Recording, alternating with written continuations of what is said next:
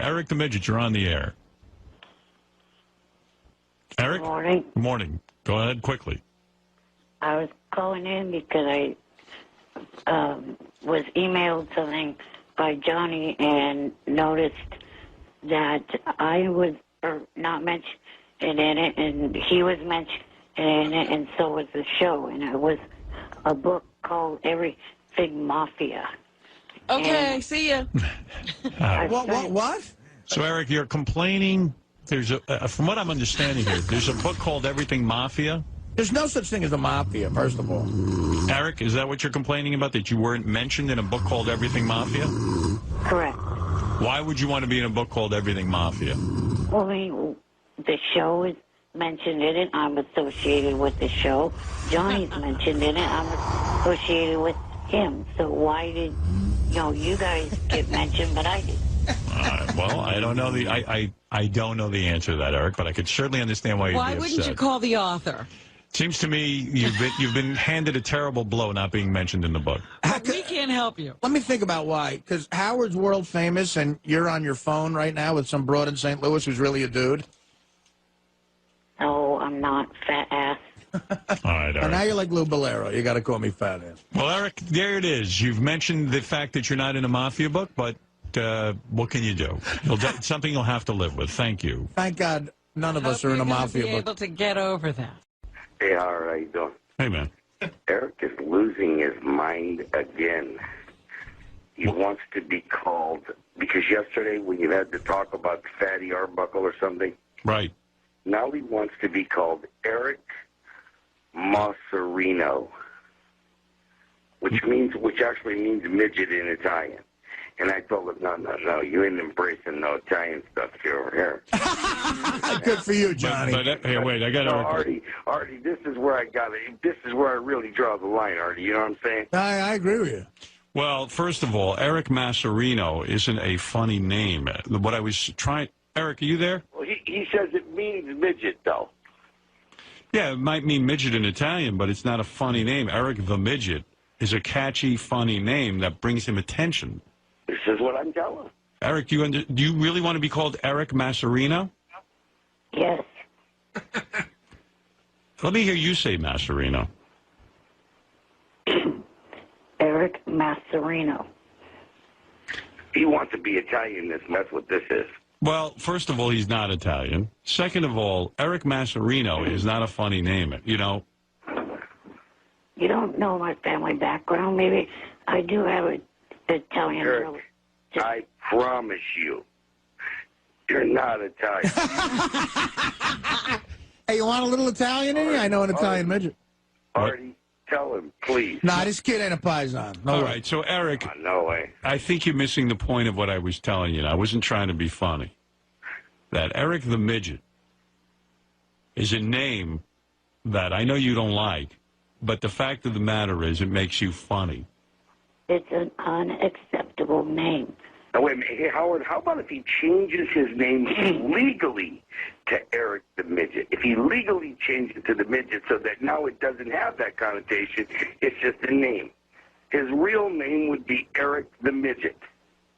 What about that, Eric? No way. Well, I got to tell you. He'd be Italian. I got to tell you, Eric, I think you're way, way out of line. Eric, did you look up what midget means, and now can you tell us why it's so offensive? He doesn't even know why he finds the word midget offensive. Well, he had a whole day to figure it out. Did you figure it out, Mr. Masserino? Master Masserino. Don Masserino. All I'm going to say is the fact that the terms little people and little person, at least you're addressing the person as a person. With the word midget, it's too broad of a word. Then what about dwarf? Why is that not offensive? Dwarf means... Same deal. It's very broad. Dwarf means almost human-like. It seems human. I mean, that's and as Fred said yesterday, little person is patronizing. Why not just person? You know, I mean... I think somewhere along the lines... At least they are addressing the person as a person. I mean, yes, it has the word little in front of it, but still at least you are acknowledging that it is a person. What about, but like, I'm not called, wouldn't all children be considered little persons? right. You don't, Children? Well, I guess. yeah, but you don't want to be compared to a child. You're not a child. You're a grown man. Well, you're a man. How about we compromise? How about Eric the Midget person? But in all defense of Eric, good. Howard, I looked up, you know what midget means in Latin? What? Nigger. Oh. What? How about Eric the Midget person? No, that doesn't work either. Look at this. I'm looking on Wikipedia. Midget is a term used to describe an exceptionally short person. Right. How offensive is that? How about Eric the Shrimp? See, I think that's more I offensive. don't got that funny feel to it, Artie. Right. Eric the Midget is the name. ETM, people call him. You're stuck. I think you got the Fatty Arbuckle thing going on there. How about if you want to if you want to be Italian sounding, how about Eric the Gacchiarone? And Hervé Villachez, he insisted on being called a midget. Well, that's fine for him, but it's not what I want to be And called. there's nothing wrong with the word. Why not just call yourself Hervé Villachez?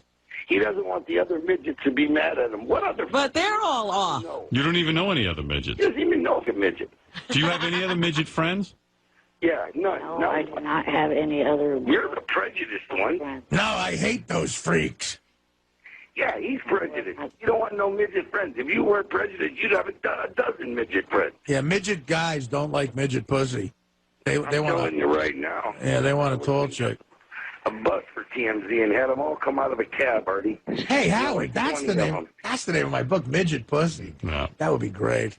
Hey, there is a good-looking little midget broad on some new show, though, that's a doctor. Yeah, you. Eric, you wouldn't date a midget. Eric, I'm telling her she's normal. She just looks like a little person.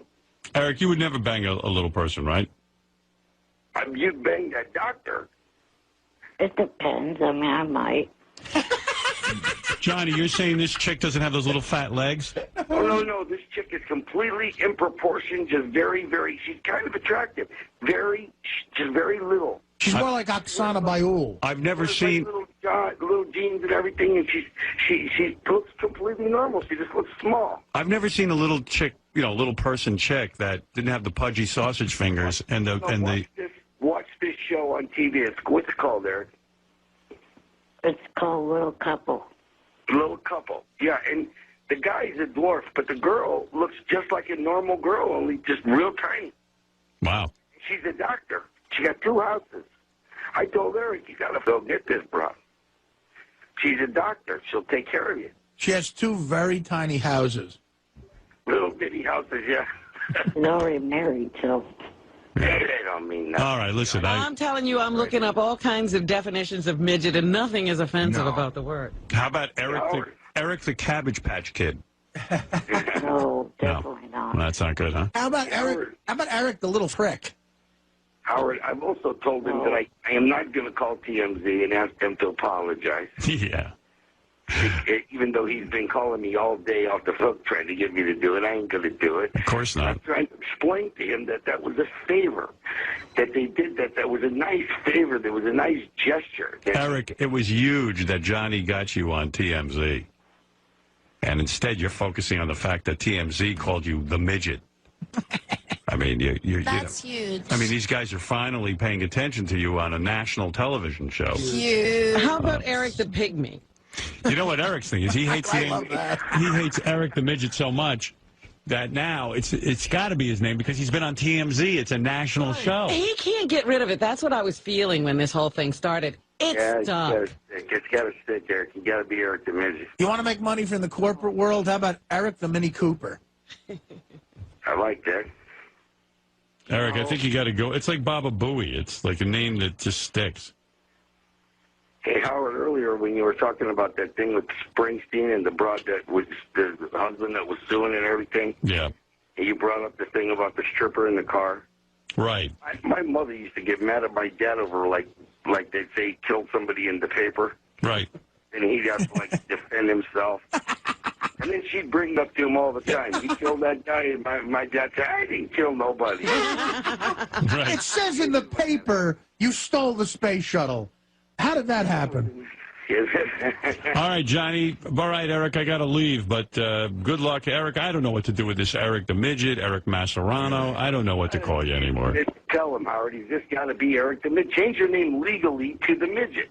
And he doesn't like it. Derogatory. He doesn't like it. How about Marvin Hagler, the famous boxer, changed his name to Marvelous Marvin Hagler, and that's the most ridiculous thing I've ever heard. But people remembered it. Well, then change your name to Marvelous Marvin Hagler, Eric.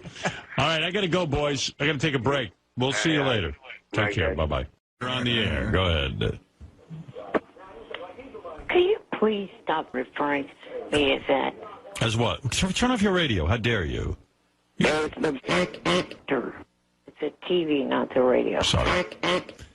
What? You were Eric the Midget. Come on. No, I'm not. You want to know something? You want to hear something funny as hell? Let me see if I can set this up.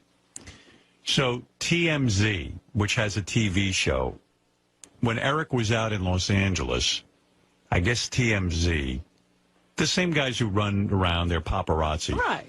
They videotaped Eric the actor in his car. That stupid little car that Johnny or somebody got from him. Escalade. Yeah, they promised Eric an Escalade and they gave him a little car. The golf cart that someone painted Cadillac on. So they did a little report on it on the TV show, the TMZ TV show. Eric the Midget was on, the TV show. And now Eric's livid because they called him Eric the Midget. So here, first of all, here's the TV show that Eric was on. This is a clip from TMZ. What page is this on, guys? GP2 yellow. JD2 yellow. GP2. GP2 yellow. There you go, Vault. All right, here's Eric on TMZ.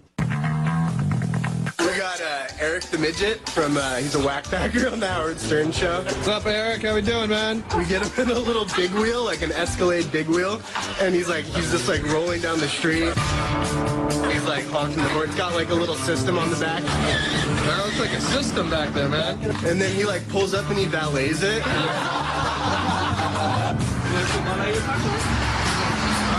And the guy gives him a little ticket for it, and he's like, thank you. A little ticket. Yeah. You think you could go to the beach in that thing? Just drive your girls out there and watch the sunset with it? And then he gets in his car and he just rides off down the sunset.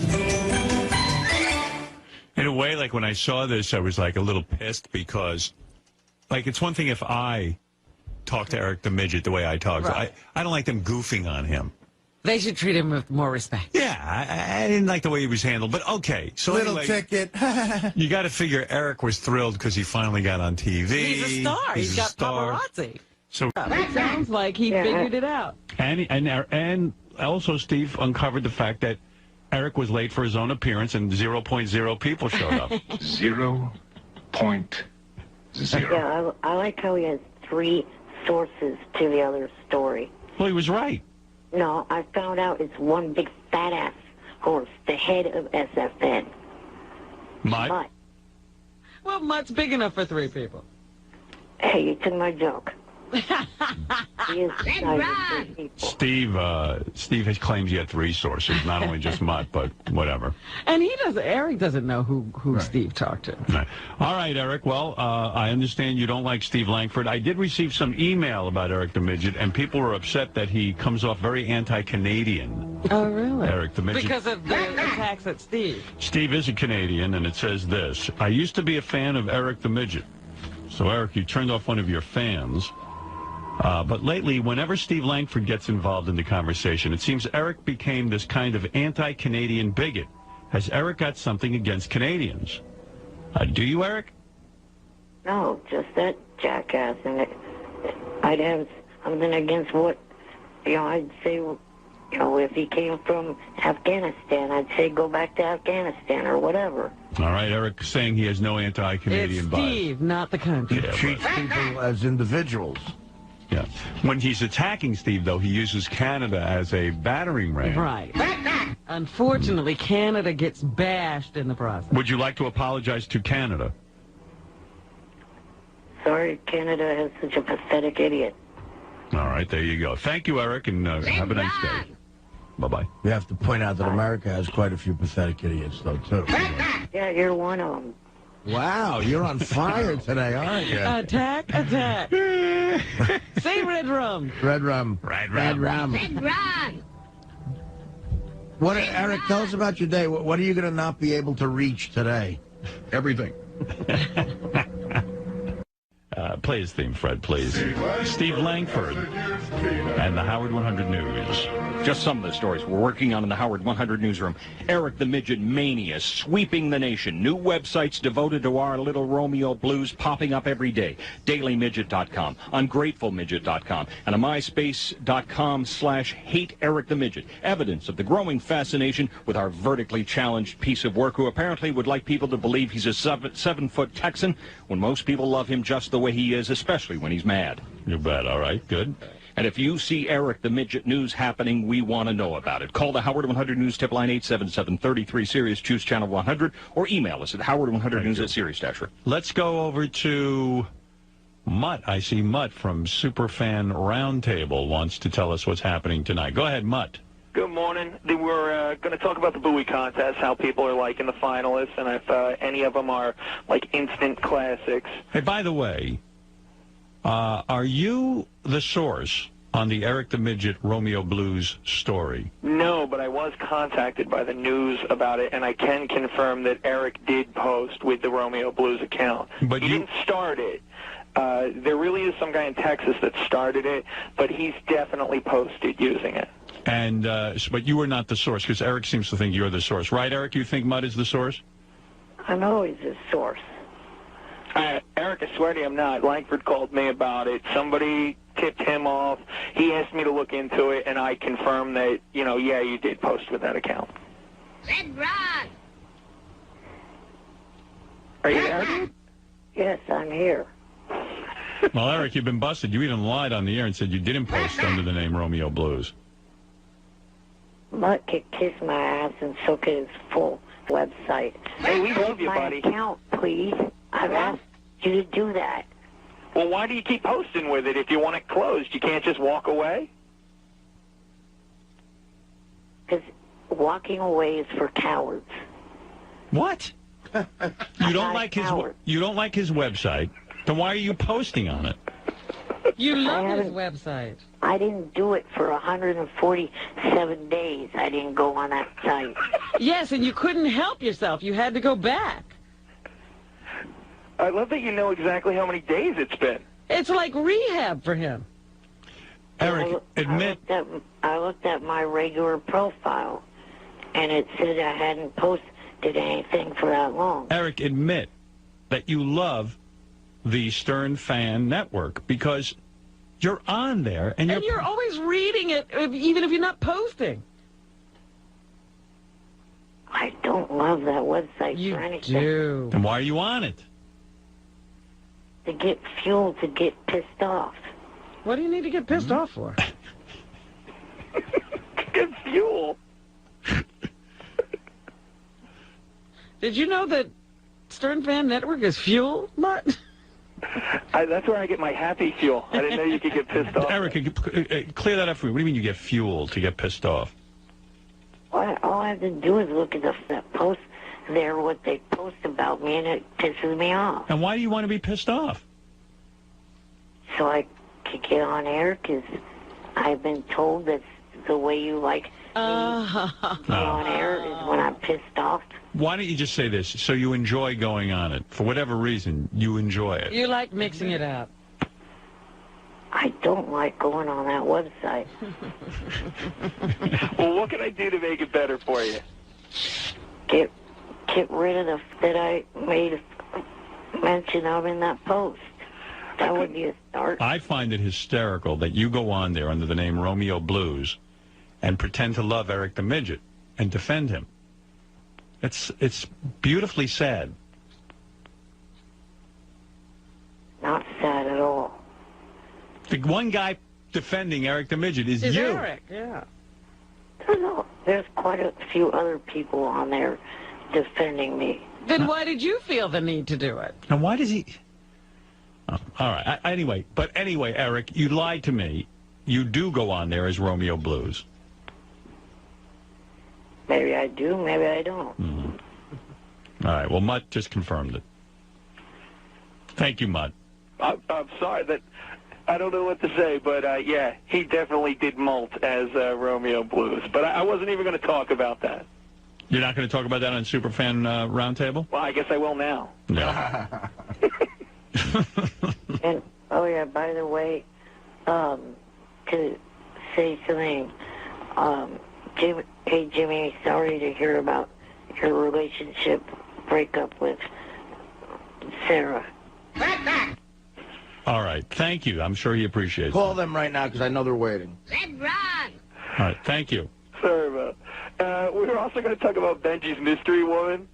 Oh, yeah. That's a good You'll topic. never guess. You'll never get it. Yeah, but we'll try. All At right. the very least, maybe we'll figure out what website he's found this woman at. All right. Real good. Thanks, Mutt. I got a feeling it's barthur.com. Thank you, Eric, and thank you, Mutt. You guys have a good one. See ya. Right. There he is, Eric, admitting that he is Romeo Blues. Yes, but Yeah. saying that he doesn't like the Stern Fan Network. Ronnie in Brick, New Jersey. It's time for news. We're going to bring in Steve Langford, who has a big penis. Steve, come on in and tell us about what's going on. Has a huge penis. So he says. All right, Steve. Steve, you got to turn on your microphone if you're going to be on this show. Go ahead. All right. Just some of the stories we're working on in the Howard 100 newsroom. What happened to Eric the Midget night at Arco Arena in Sacramento? A promotion labeled Meet Eric the Actor appeared to have been scheduled for July 10th, when the Monarchs meet the LA Sparks of the WNBA. Here's what the special offer included: exclusive pregame autograph session and meet and greet with Eric the Actor. Right. Plus, the first 100 fans would get a special limited edition Eric the Actor t-shirt. But now, sadly, it seems Eric the Actor night has been postponed or canceled, possibly because of a complete and total lack of interest on the part of the public. Eric, is that true? Oh, it's been pushed back. Like, you know what, Langford? Stay the out of my business, you piece of shit. What do you mean, Eric? You don't want any attention from Steve Langford in the Howard 100 News Department? Not from that piece of shit. Or still, surely, if you're going to do a news report, either Lisa G or Ralph Howard, leave those two out of it. Well, Steve, what is this animosity coming from Eric the Actor? Well, I mean, what is going on? I'm sorry. Go ahead. People get upset about media coverage sometimes, and, I certainly a relate. fucking one-sided sack of shovel with him. You don't like his sources, huh? Well, Eric, is it true that your special night was canceled because of low attendance? Maybe, yes, it is. Well, what do you have, Steve? What are you holding up there? This is the actual offer, which appears to be... Right. Well, why would you object to him covering that, Eric? Are you embarrassed? No, I just cannot stand that. I heard there wasn't enough crowd control. Send him the fuck back up to Canada. Well, Eric, you know if you're going to call into this show, the Howard 100 News team is going to take an interest in you. You know that. It's fine if Lisa G or Ralph Howard does it. Not that or not Shuley. What is wrong with Steve and Shuley? Shuley is a backstabbing idiot, and Langford is a one-sided sack of shit. Just wanted to make sure I understood. Why? I mean, I'm not hearing why Steve Langford's a sack of shit. Because he gets one side of the story, and that's it. What's your side of the story? Well, it's nothing on this one, but the other one earlier this year. Plus, he fully fabricated the whole thing with Diana DeGarmo. That was a Nonsense. complete fabric. Nonsense. Shut the fuck up. Go back to Canada.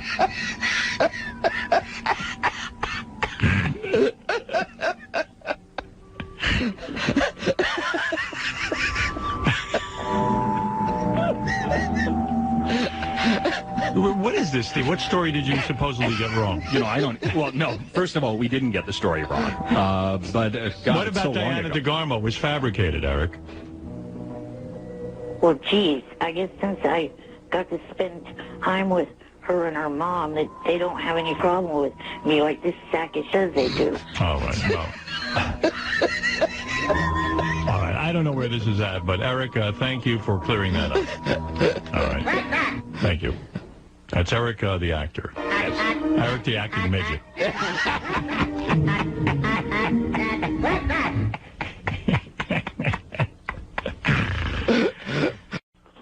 Hello. Hello. What can I do for you? Well, Monday, I called in. Stop with sound effects. Monday, I called in. Was on hold from the point of you interviewing Hansy all the way to the end of the show and didn't get put on the air once. Right. And I wanted to talk to Richard Belzer. Yeah, I saw your name up there on the callers when Belzer was on, and you know what? Belzer was doing a good job. The show was flowing, and I couldn't get to every call. Beside yourself, there were many others, Eric, who couldn't get on the air. What did you want to talk to Belzer about? I'll tell you exactly what he wanted to talk about, because I saw the note. It said, Eric wants to tell Belzer he's a big fan of SVU, or whatever that show was. Great. SVU. I think it's SVU. Yeah, and as I was doing the interview, I said, I'll try to get to Eric, but I just couldn't squeeze him in. And also, I mean, to hear Eric go, I'm a big fan of the show, and then say nothing. Not all that exciting. Yeah, I'm pretty good at this, Eric. And, you know, I try to get to you as much as I can, but there were a lot of people left on hold. Well, not only that, but I also watched him when his character first got started with Homicide Life on the Street. Right. Well, that's all very exciting, Eric. Right, for you. And also, the other thing I was going to talk to him about was the fact that he's a judge on Last Comic Standing, and here on the JFSC tomorrow night we do our commentary about Last Again. Oh, you're watching that on the JFSC? So essentially you wanted to do a commercial for your JFSC. Yeah, we also had other programs this week that I wanted to promote, but half of them are already over. Right. So what we are here for is as a promotional vehicle for you. Right. That's Eric's impression of this show. I see. You know, and a lot of times Eric's calls, if I can point this out, and this is good for Eric to know and maybe think about, a lot of time when Eric calls in, he states facts. He doesn't actually have a question or anything like that. He just goes, I've watched your show since the beginning, and when you were on Homicide, you know. And then there's never a question, or it's just he's letting people know facts about himself. Well, I probably could have asked what show do you like better, Homicide or... Yeah, but nobody cares. It's like your call to the Playboy channel. It was awful. Yeah, you're not good at this. So sometimes I have to pass you over, you know? I try to get to you as much as I can. All right, Eric, thank you. That's about, right. Thank you for calling in. And then when I hang up on him, he gets upset. He gets angry, too. Because he's like, he wants to keep talking. Well, he wants to keep promoting. Right. But, you know, and I'll say, hey, okay, Eric, thanks for calling in. And oh, boy, do I hear from him. But I'm an... All right, Eric, thank you. All right. Talk to you later. Talk to you later. That's all. That's it. We'll talk again. This is an ongoing affair. Thank you.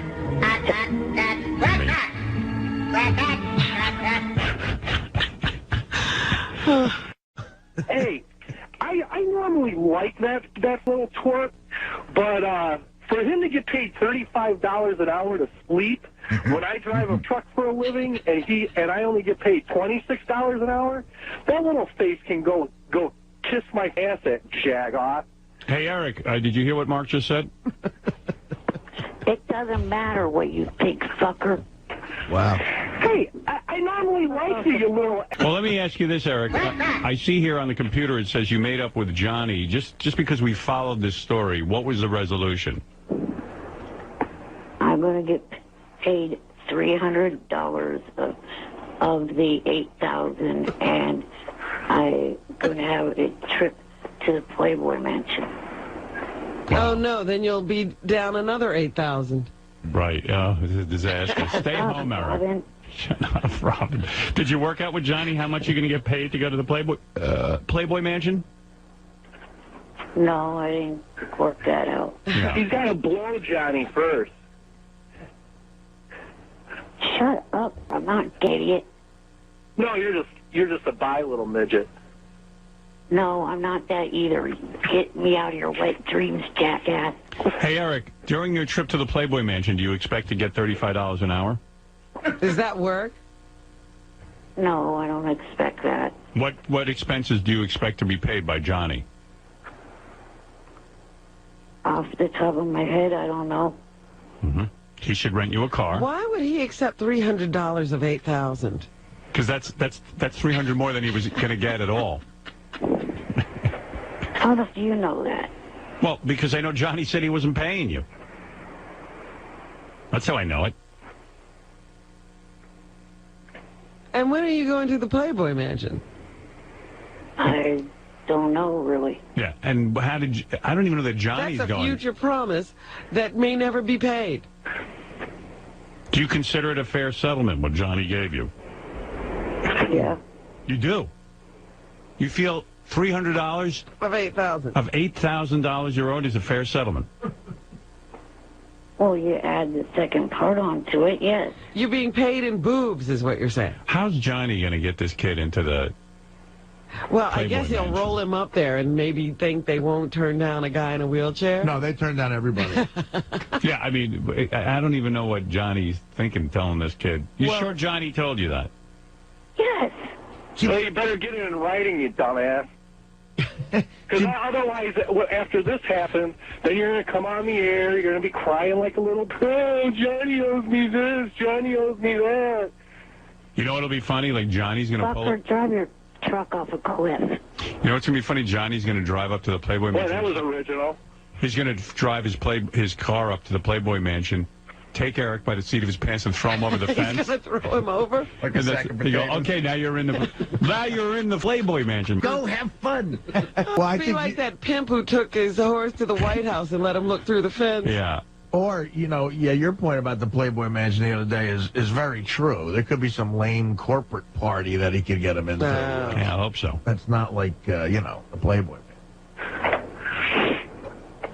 Well, and Eric, what about all the money you shelled out for car rentals and all that other stuff? How you going to make rooms. Hotel rooms? How are you going to make all that money up? Well, it's pretty obvious he was lying about it. That's why he doesn't give a shit. Shut. Why do we need this on the phone? He actually makes a good partner to you. This guy was on the phone first, Eric. Why do we need two on the phone? Hey, Artie! Come on, man. I'm defending you there, Kurt, clearly.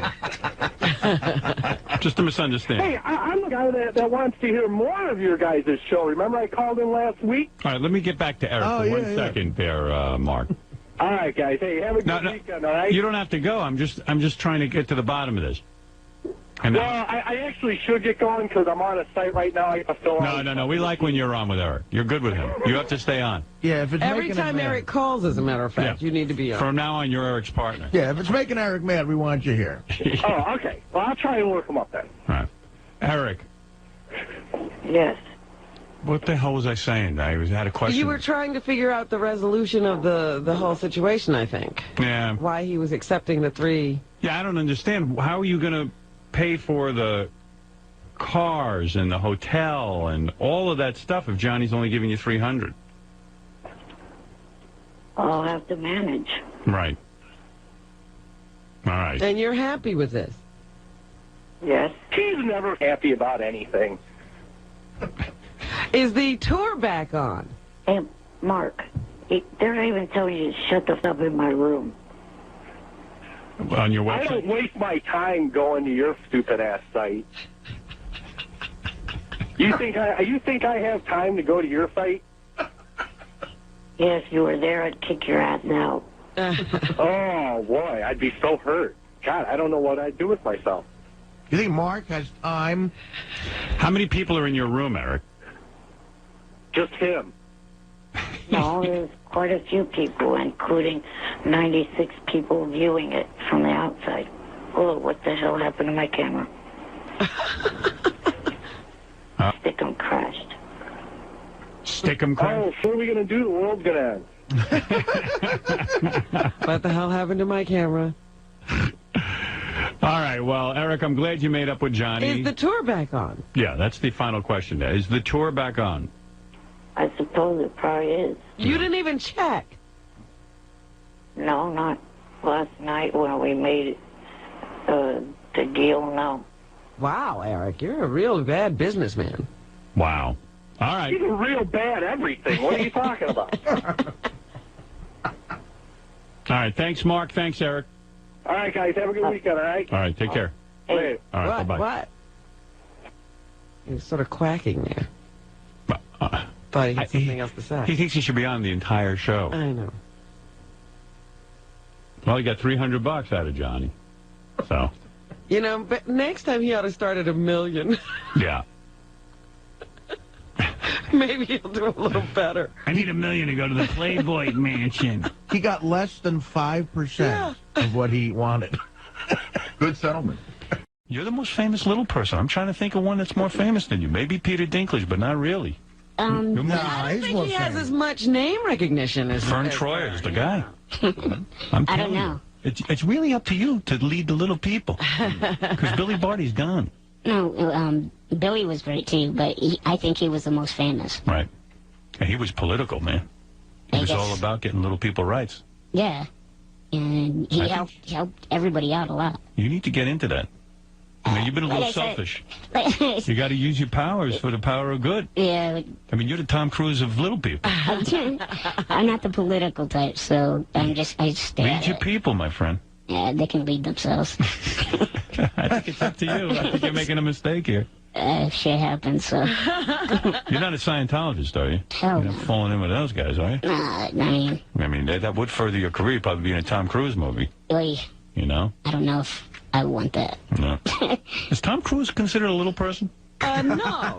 What is the actual height for a little person? Like what do you got to fall below? I think it's anybody under 4'6". 4'6". Yeah. How tall's Ronnie, the limo driver?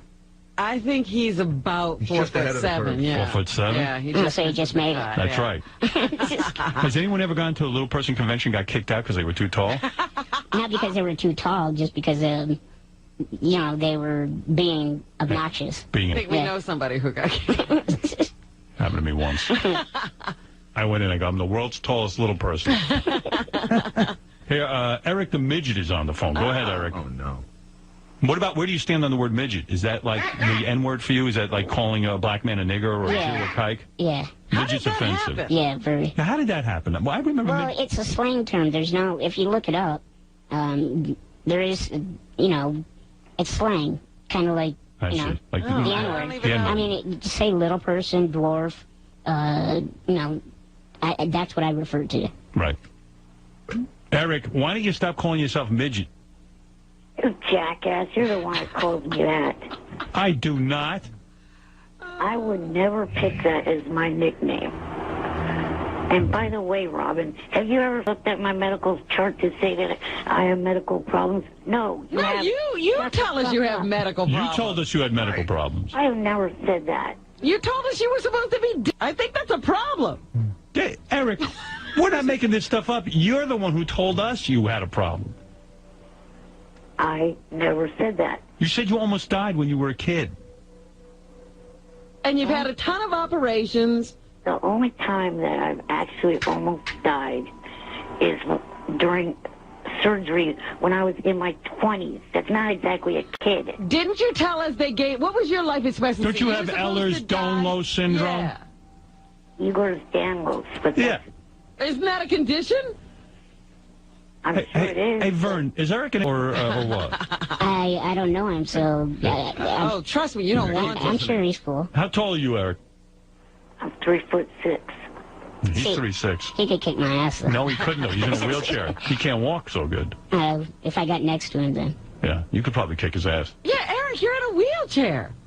Hey, Eric, do you think you could kick Verne's... There's a lot of people in wheelchairs. I think they all have something wrong with them. Would you cage wrestle Verne? Cage wrestle? Right. You will not. All right. Just trying to get some money going. You'll here. challenge him to baseball. Anyway, Eric, what's your question for Verne? Go ahead. I'm sure Verne is an inspiration to you. I know you're trying to be Eric the actor. He's trying to get into acting, too. Oh, that's cool. Yeah. Well, you could have asked him, one of my main questions was, how does he feel about the word midget? Oh. Well, we just got he doesn't like it, Eric. Yeah, now stop calling me it. Well, how's he going to know who you are then? So what's your question? He didn't have a question. That's what I thought. How many movies have you actually done so far? All right, that's a good legitimate question. Verne, how many movies you been in? I got started doing stunt work, so including all that, probably like 30. Wow. No kidding. In fact, there was a movie you did that was kind of wild. I'm trying to remember what it was. It was where didn't you play a cashier at a Nazi theme park? I wasn't a cashier. I was playing myself. Right. And then you were gang raped by monkeys. Yeah. Wow. That had to be a very intense scene. Some crazy plot. It was interesting. Right. Well, let me tell you something. You are an inspiration. Eric, he is an inspiration, right?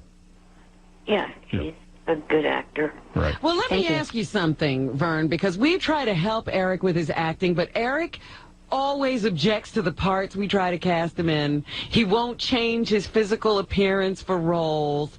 I don't know how he's supposed to be an actor. Well, it's just like me. I mean, I don't want to be portrayed as a leprechaun or, anything like that, or an elf. Really? No. We just said to him, he might have to shave his head for a role. He goes, no.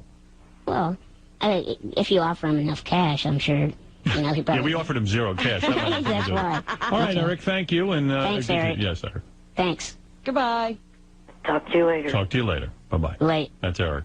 Cool.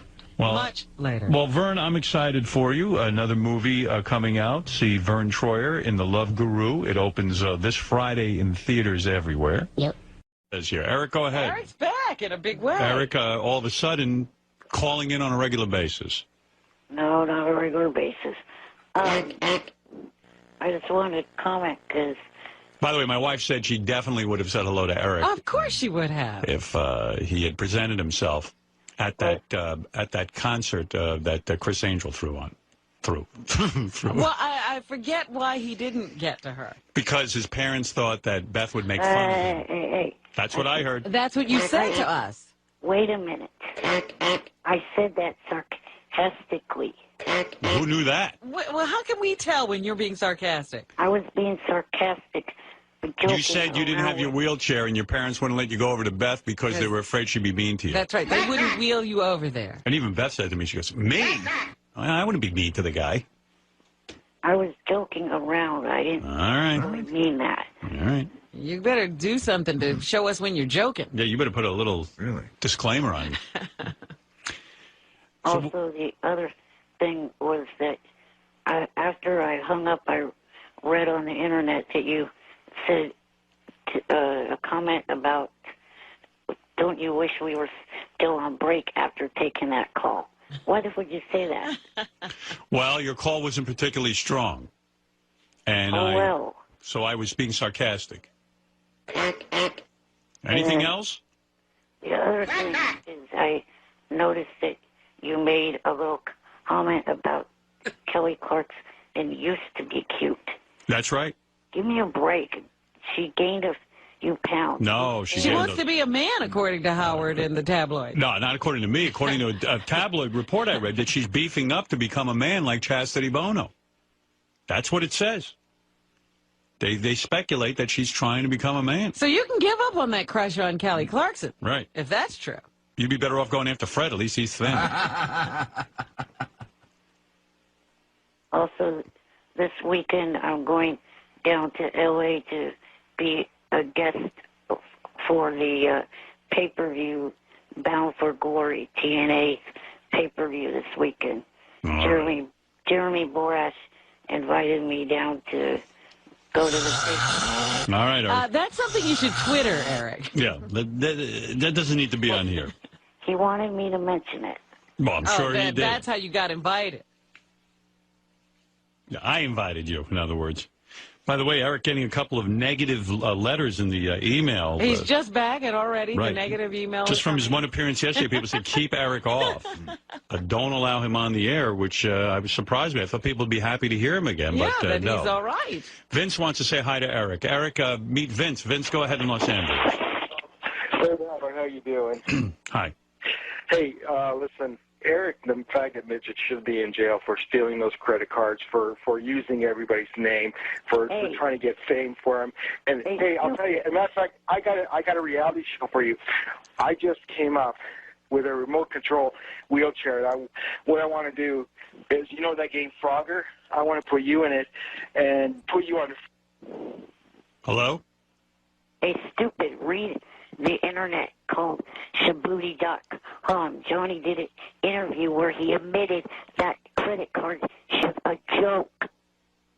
Phone number beginning with the area code or enter your 9-digit account number. Hello? Hey, retard, you can't even work a phone. Vince, something's wrong with my phone. Yeah. You're cutting out, and Eric now claims that anything that went on with sales-related questions. Hey, Howard, I'm going to call you back on another phone. Oh, please. Okay. Eric, thank you very much. Going to call me back on another phone. Hey, Eric, we haven't spoken to you in a while. How's your health? Good. Can you ever just call me Eric the actor? Eric the actor. All right. In honor of your phone call, I'll call you. Yes, because we've missed you. Thank you. But I'm going back to Eric the Midget tomorrow. Shortly. That's right. But today you're Eric the actor. All right, Eric the actor. What can I do for you? You're talking about the fact of Beth being in Vegas. Yes. Last week I was in Vegas with my parents, and I went to the Chris Angel show, and she was in the audience.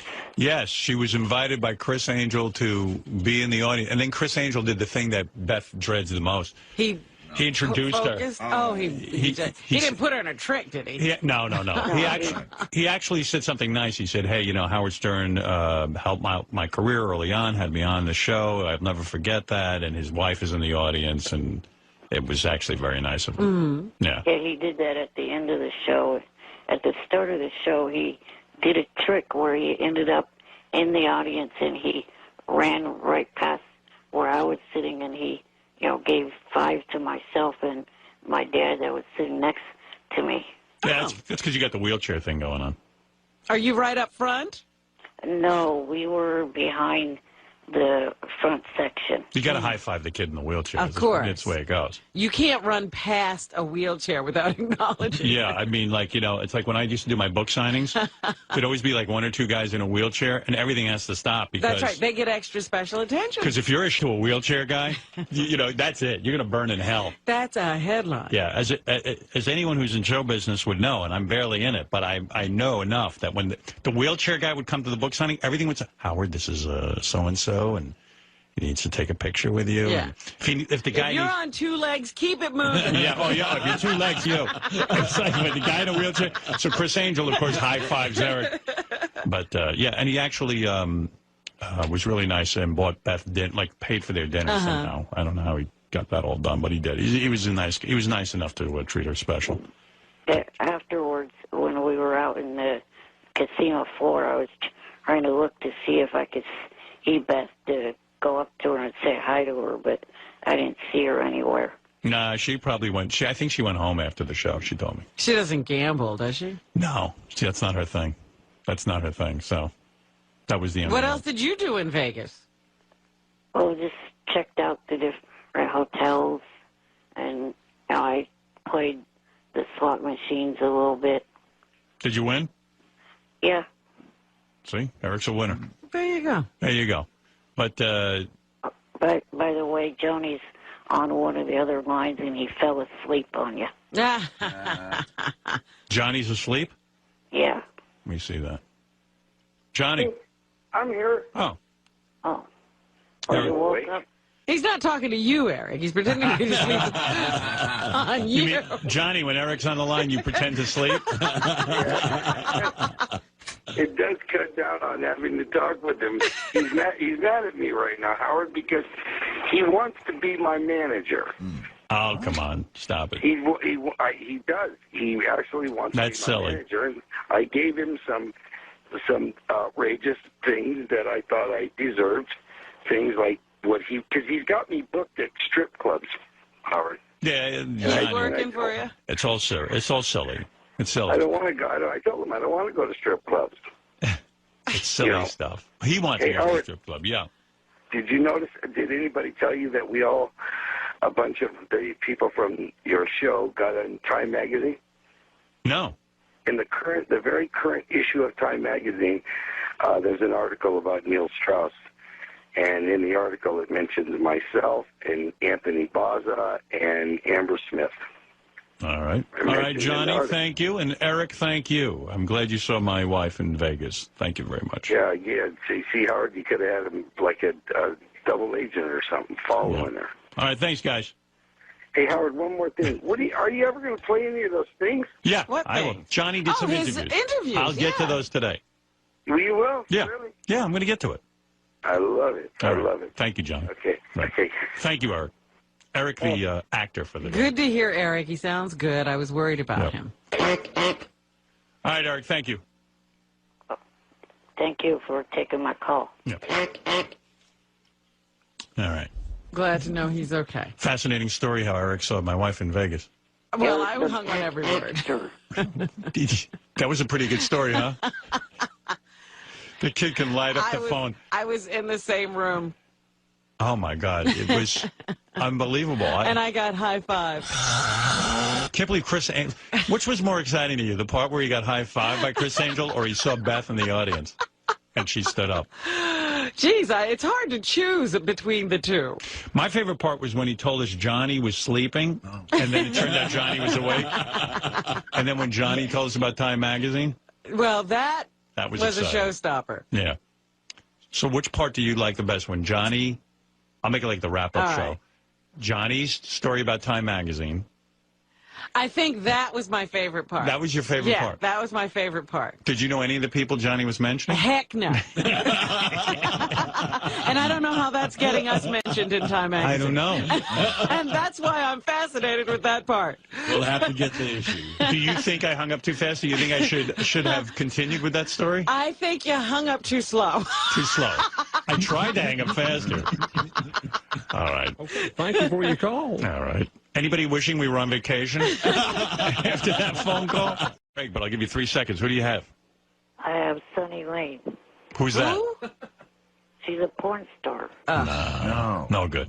God, we can never get a porn star on here. Oh, come on. Stop it, Eric. That's not good. I mean, Marilyn Munster beats her. Right. She's on hold now. Well, Man. she's not going to win for you. You talk Hey, Howard. Johnny Fratto sent me an email over the weekend. He actually offered Eric Frankie Valli. Yeah. But Eric thought Sunny Lane was bigger. No, Frankie would have won. He was the ticket. That's right. Hey, Sonny. Hi there. How you doing, baby? I'm doing good, darling. Hey, Eric, have you ever banged Sonny? No, but I hope to soon. Sonny, How's that going to happen? Sonny, will you ever bang Eric the Midget? No, he's my good friend. We chat and everything, but no, I went with him. Why does Eric get the friend thing? I mean, what is it about? Eric thinks he's going to feud. Eric says he wants to feud, and I think he thinks he's going to feud. Well, they all want to feud, don't they? Yeah. Hey, Eric, she says she's not going to feud. Okay. That's months and months of work he's put in. Well, we got to know each other, we chat back and forth. I don't know. Have I had Sonny Lane on the show before? I don't know. I think you have. I've had you on, haven't I, Sonny? I think you do know me, yes. Yeah. Oh. I have not been in studio, but I've been on the pay-per-view and so forth. Right. I was ABC Prime Time a few years back, and I'm not just a porn star. I'm a little bit more than that. I got a documentary crew following me now. I'm also doing mainstream work. I had a big movie at Tribeca. You must be hot. Did anybody get a picture of her so I can get worked up? Please do. SunnyLaneLive.com is my website, or you could go to the Bunny Ranch under Sunny Lane. Oh, you bang at the Bunny Ranch? Oh, yeah. I get to see all my fans, and they get to come and have their pleasure with me and live out all their wild fantasies. And I've got a new thing going right now. Oh, so can Eric... And still Eric can't get you? And Eric can't get you? I mean, at the Bunny Ranch, some of these girls are doing him. I know. He's having so much fun over there. So if the Bunny Ranch says to you, do Eric, will you do it?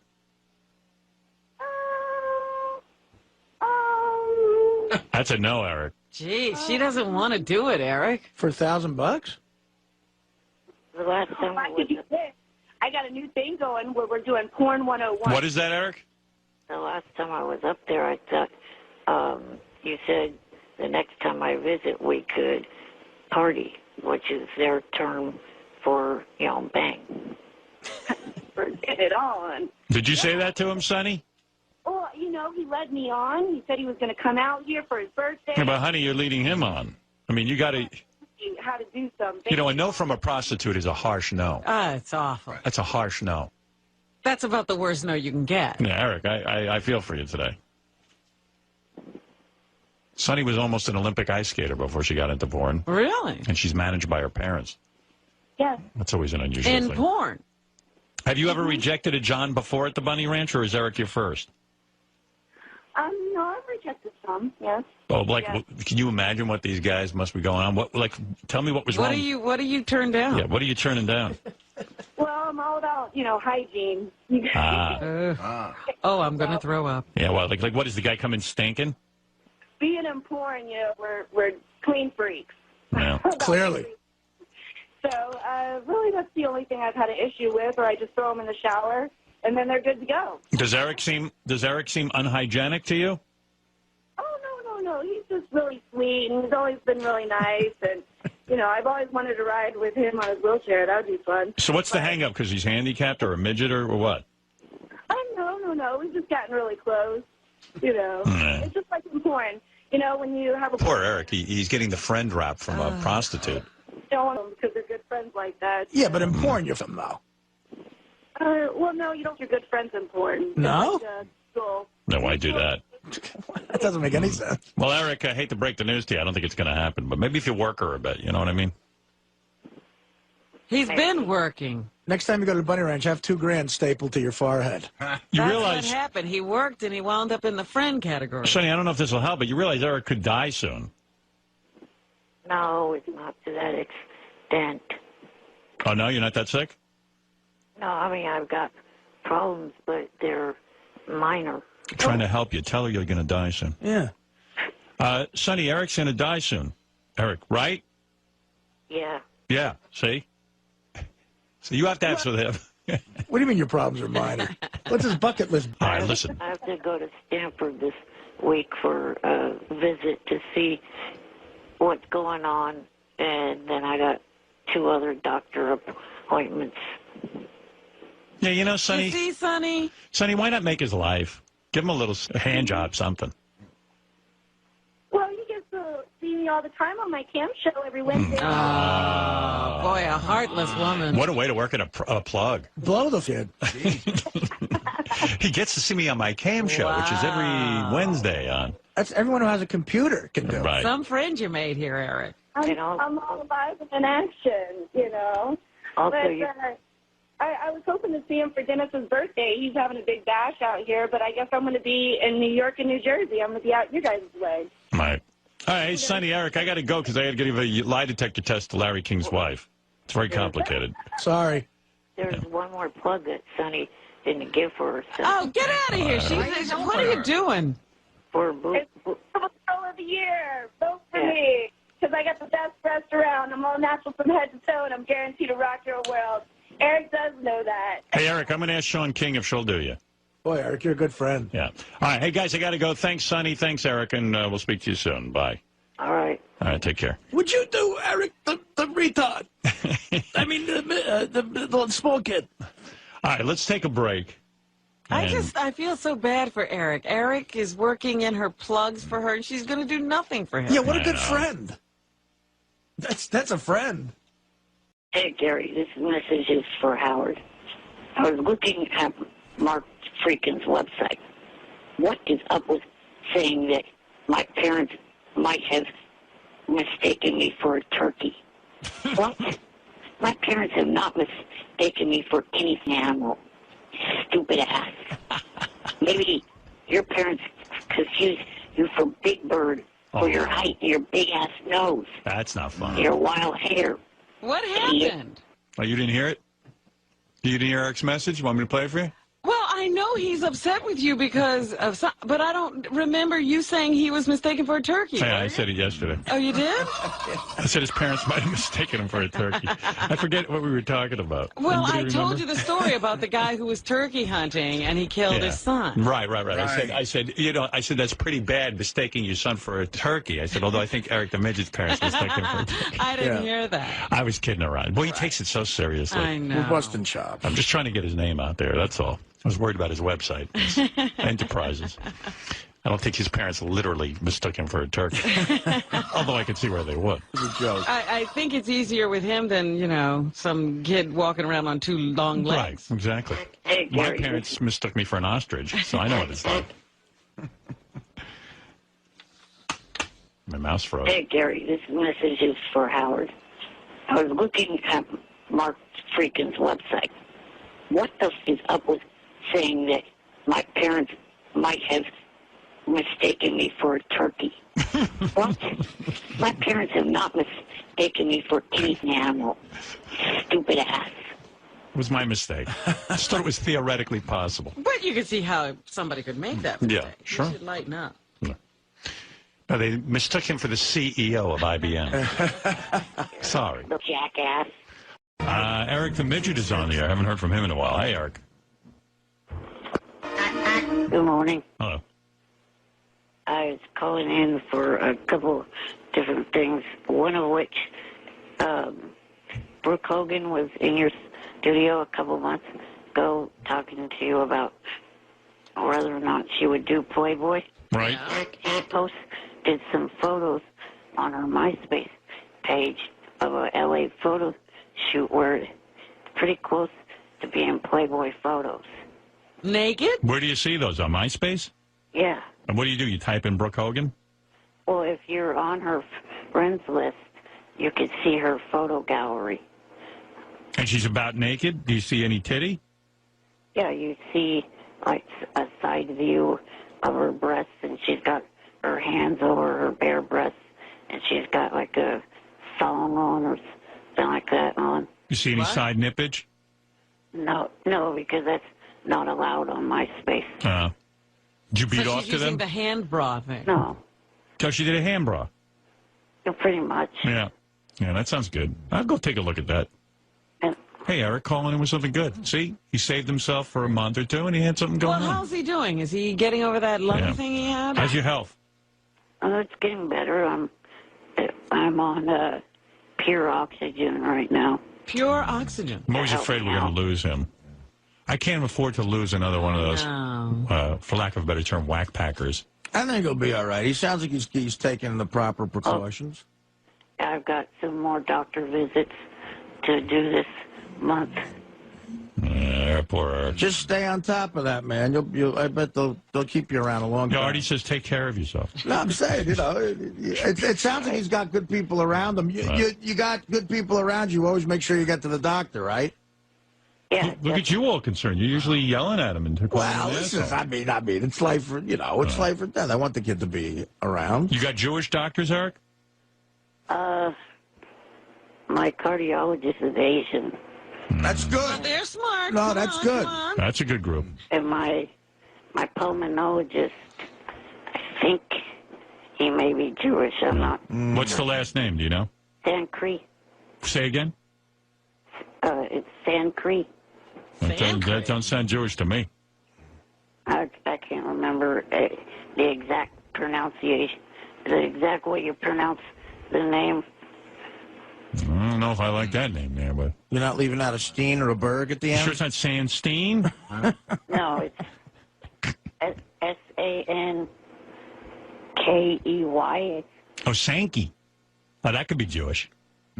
Sankey. Sankey. He's the doc for me.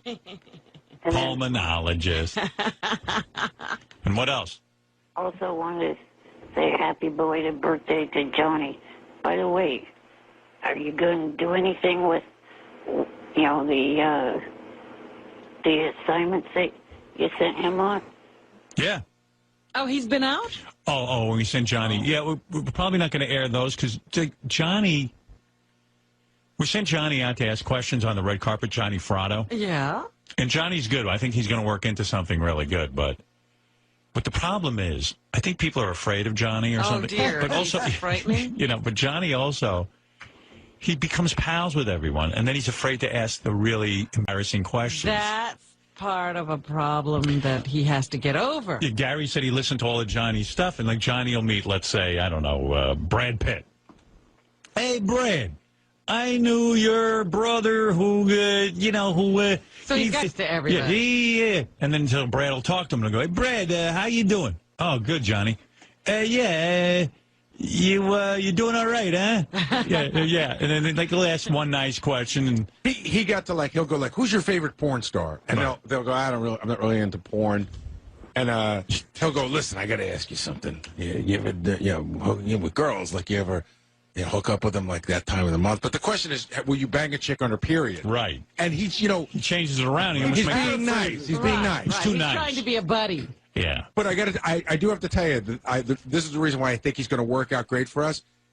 People seem to like him. Right. Even if you don't know him. I don't think they like him. I think they respect him. I don't know. He buddies up to you right away. He goes up to Joe Montana, and Joe doesn't know him from a hole in the wall, and he goes, Joey, what's happening? Loved you. And he names an obscure movie, and he'll name the character in the movie. I love that movie when you played Jimmy Joe Bob. It's the best. And then they like him right away. Right. And then he won't say to him, you could check on her period. Right. So he can't lower the boom once he's gotten through. Johnny ends up partying with them. He asks some tough questions, but not the I call it the knockout punch. Stuttering John, I got to give that man credit. Right. He could stand up in a room and ask the most horrific question in the world, and he could give a less. Right. And that's a talent. Yeah, it is. He got up at a press conference with Ringo Starr at Madison Square Garden, where it's a room full of Beatle lovers, and he totally insulted them. Yeah. And felt he was entitled to be there.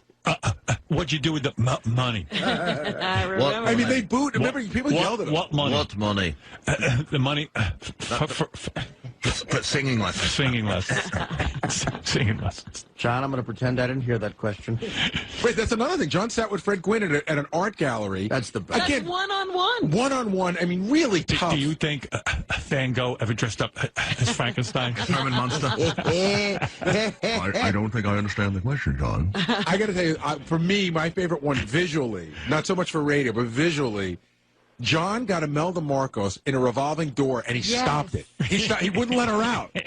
And then he asked her if she ever farted and blamed it on the family dog. And she's pushing, and John won't let the door go. Yeah, Johnny's got a long way to go. So, Johnny might work into something, Eric, but, he's afraid to ask the killer question. It was his first time out. I thought he did very well, and we're gonna keep working with him. I ask because, that's something that I asked you guys to be a West Coast correspondent. You're too nice. You wouldn't ask these questions. The problem, Eric, seriously, the problem with you is that you're not, and I don't mean this as an insult, but you're not mobile. If I called you today and said I'm sending out this weekend, there's so much involved in getting you to where you have to go. You're like, well, I got doctor's appointments. I need somebody who's in L.A. and ready to go. Yeah. Well, speaking of L.A., you guys have any trips to SummerSlam? No. What's SummerSlam? Is that a wrestling? That's a WWE, yeah. No, we don't have that, Eric. Hey, Diana DeGarmo called us this week. Yeah. She wants to come back on, but but is Eric off of her? Are you still into her? Yeah, I also been talking to Jeremy Borash, from TNA. From what? What is he talking about? TNA. Come on, Robin, get with it. Does you know Eric speak? Borat. It's obviously a wrestler. He gave me a tour of the TNA wrestling production office. We asked him about Diana DeGarmo. I actually think I understand. He's crowbarring in his own. No, I think I understand this. I think we had a wrestler on who brought Diana DeGarmo. Is that what it was, Eric? Yeah, he was part of the group that day. Oh. Right. He came in, he was like a judge for something, and he brought Diana DeGarmo. Right. But we can't. Hey, anyway, Eric, I got to go. Glad you're feeling good. You're starting to sound like a sheriff. Okay, thanks, Eric. I don't sound like you, fat ass. Oh, you son of a bitch. All right, thanks, Eric. That's Eric the Midget checking in. People have been saying they hadn't heard him in a while. Yeah, he's been under the weather. Yeah. Hey, I hope he's all right. So there's a bunch of things. The actor.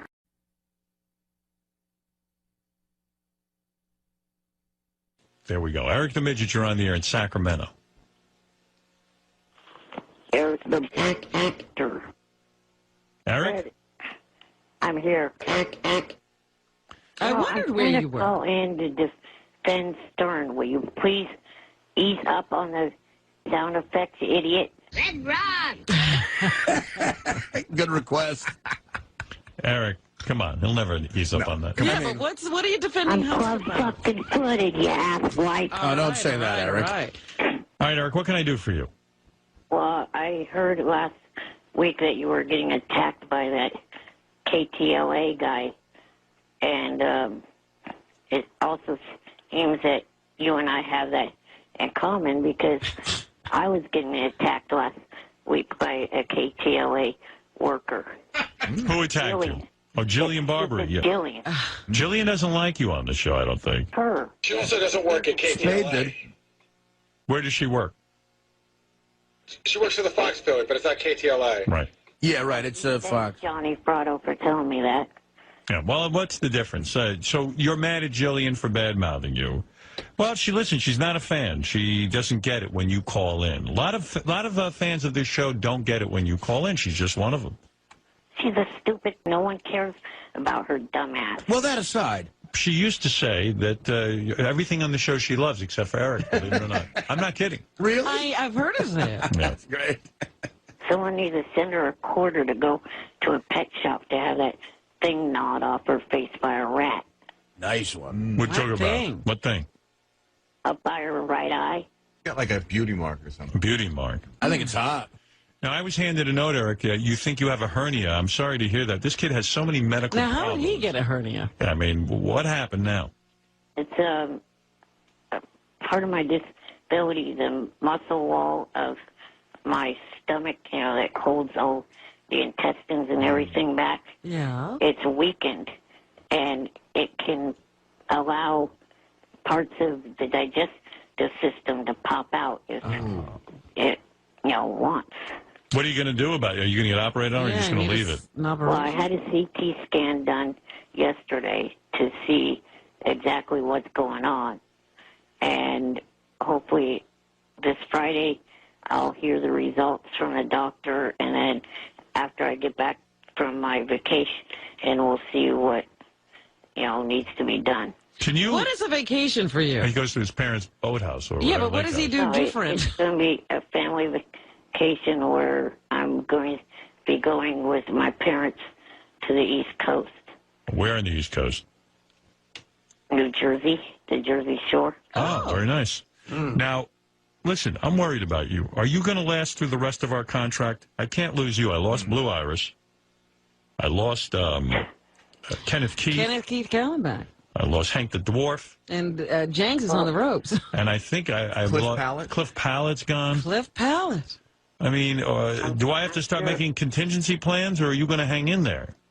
No, I'm sure after whatever this is gets figured out and gets repaired, I'll be fine. I mean, I've dropped 30 pounds because of it, but that's actually a part that doesn't worry me. It worries my family and friends more than it actually worries me. I kind of welcome the weight loss, but I'm sure Artie would too.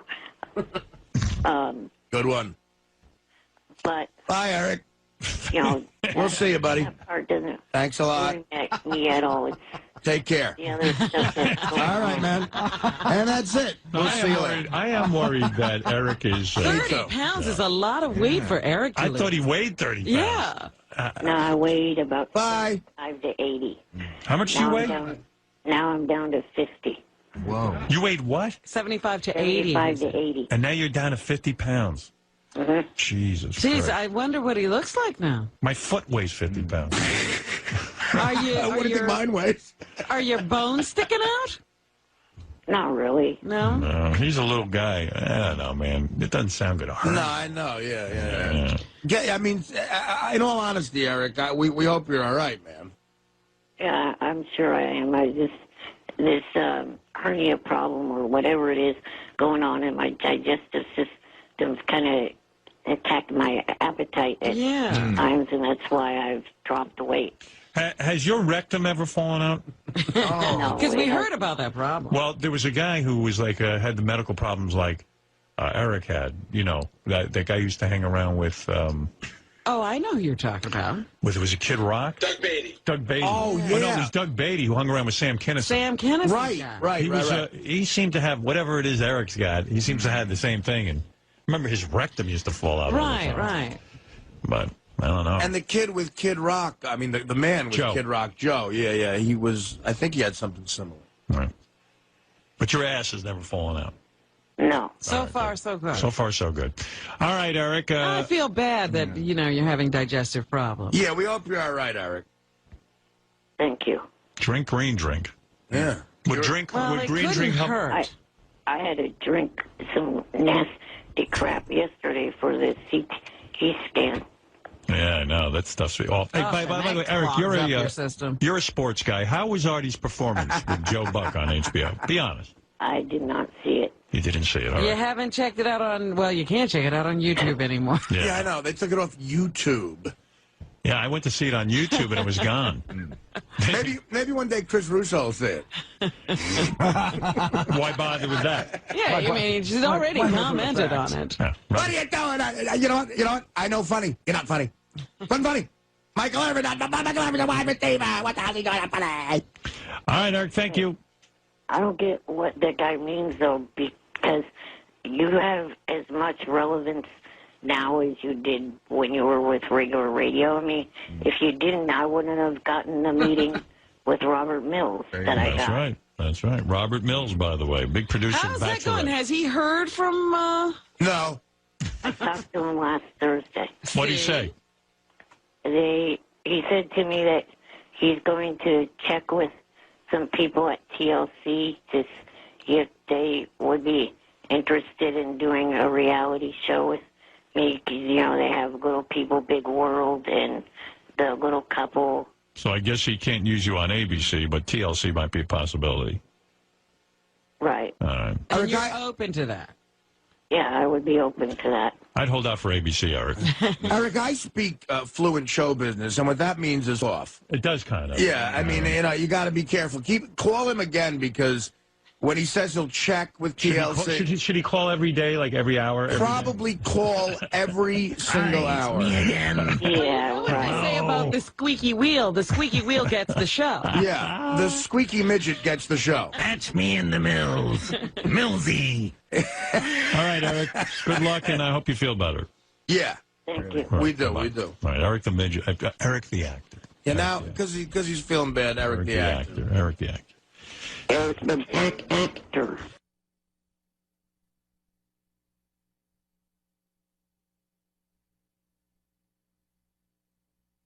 It was just the opposite. Eric was livid. Evidently, Eric and Johnny Fratto, when they were out in L.A., Johnny had a friend who was with TMZ. Okay. They called, they called TMZ and said Eric's going to be in this car if they want to catch him in it.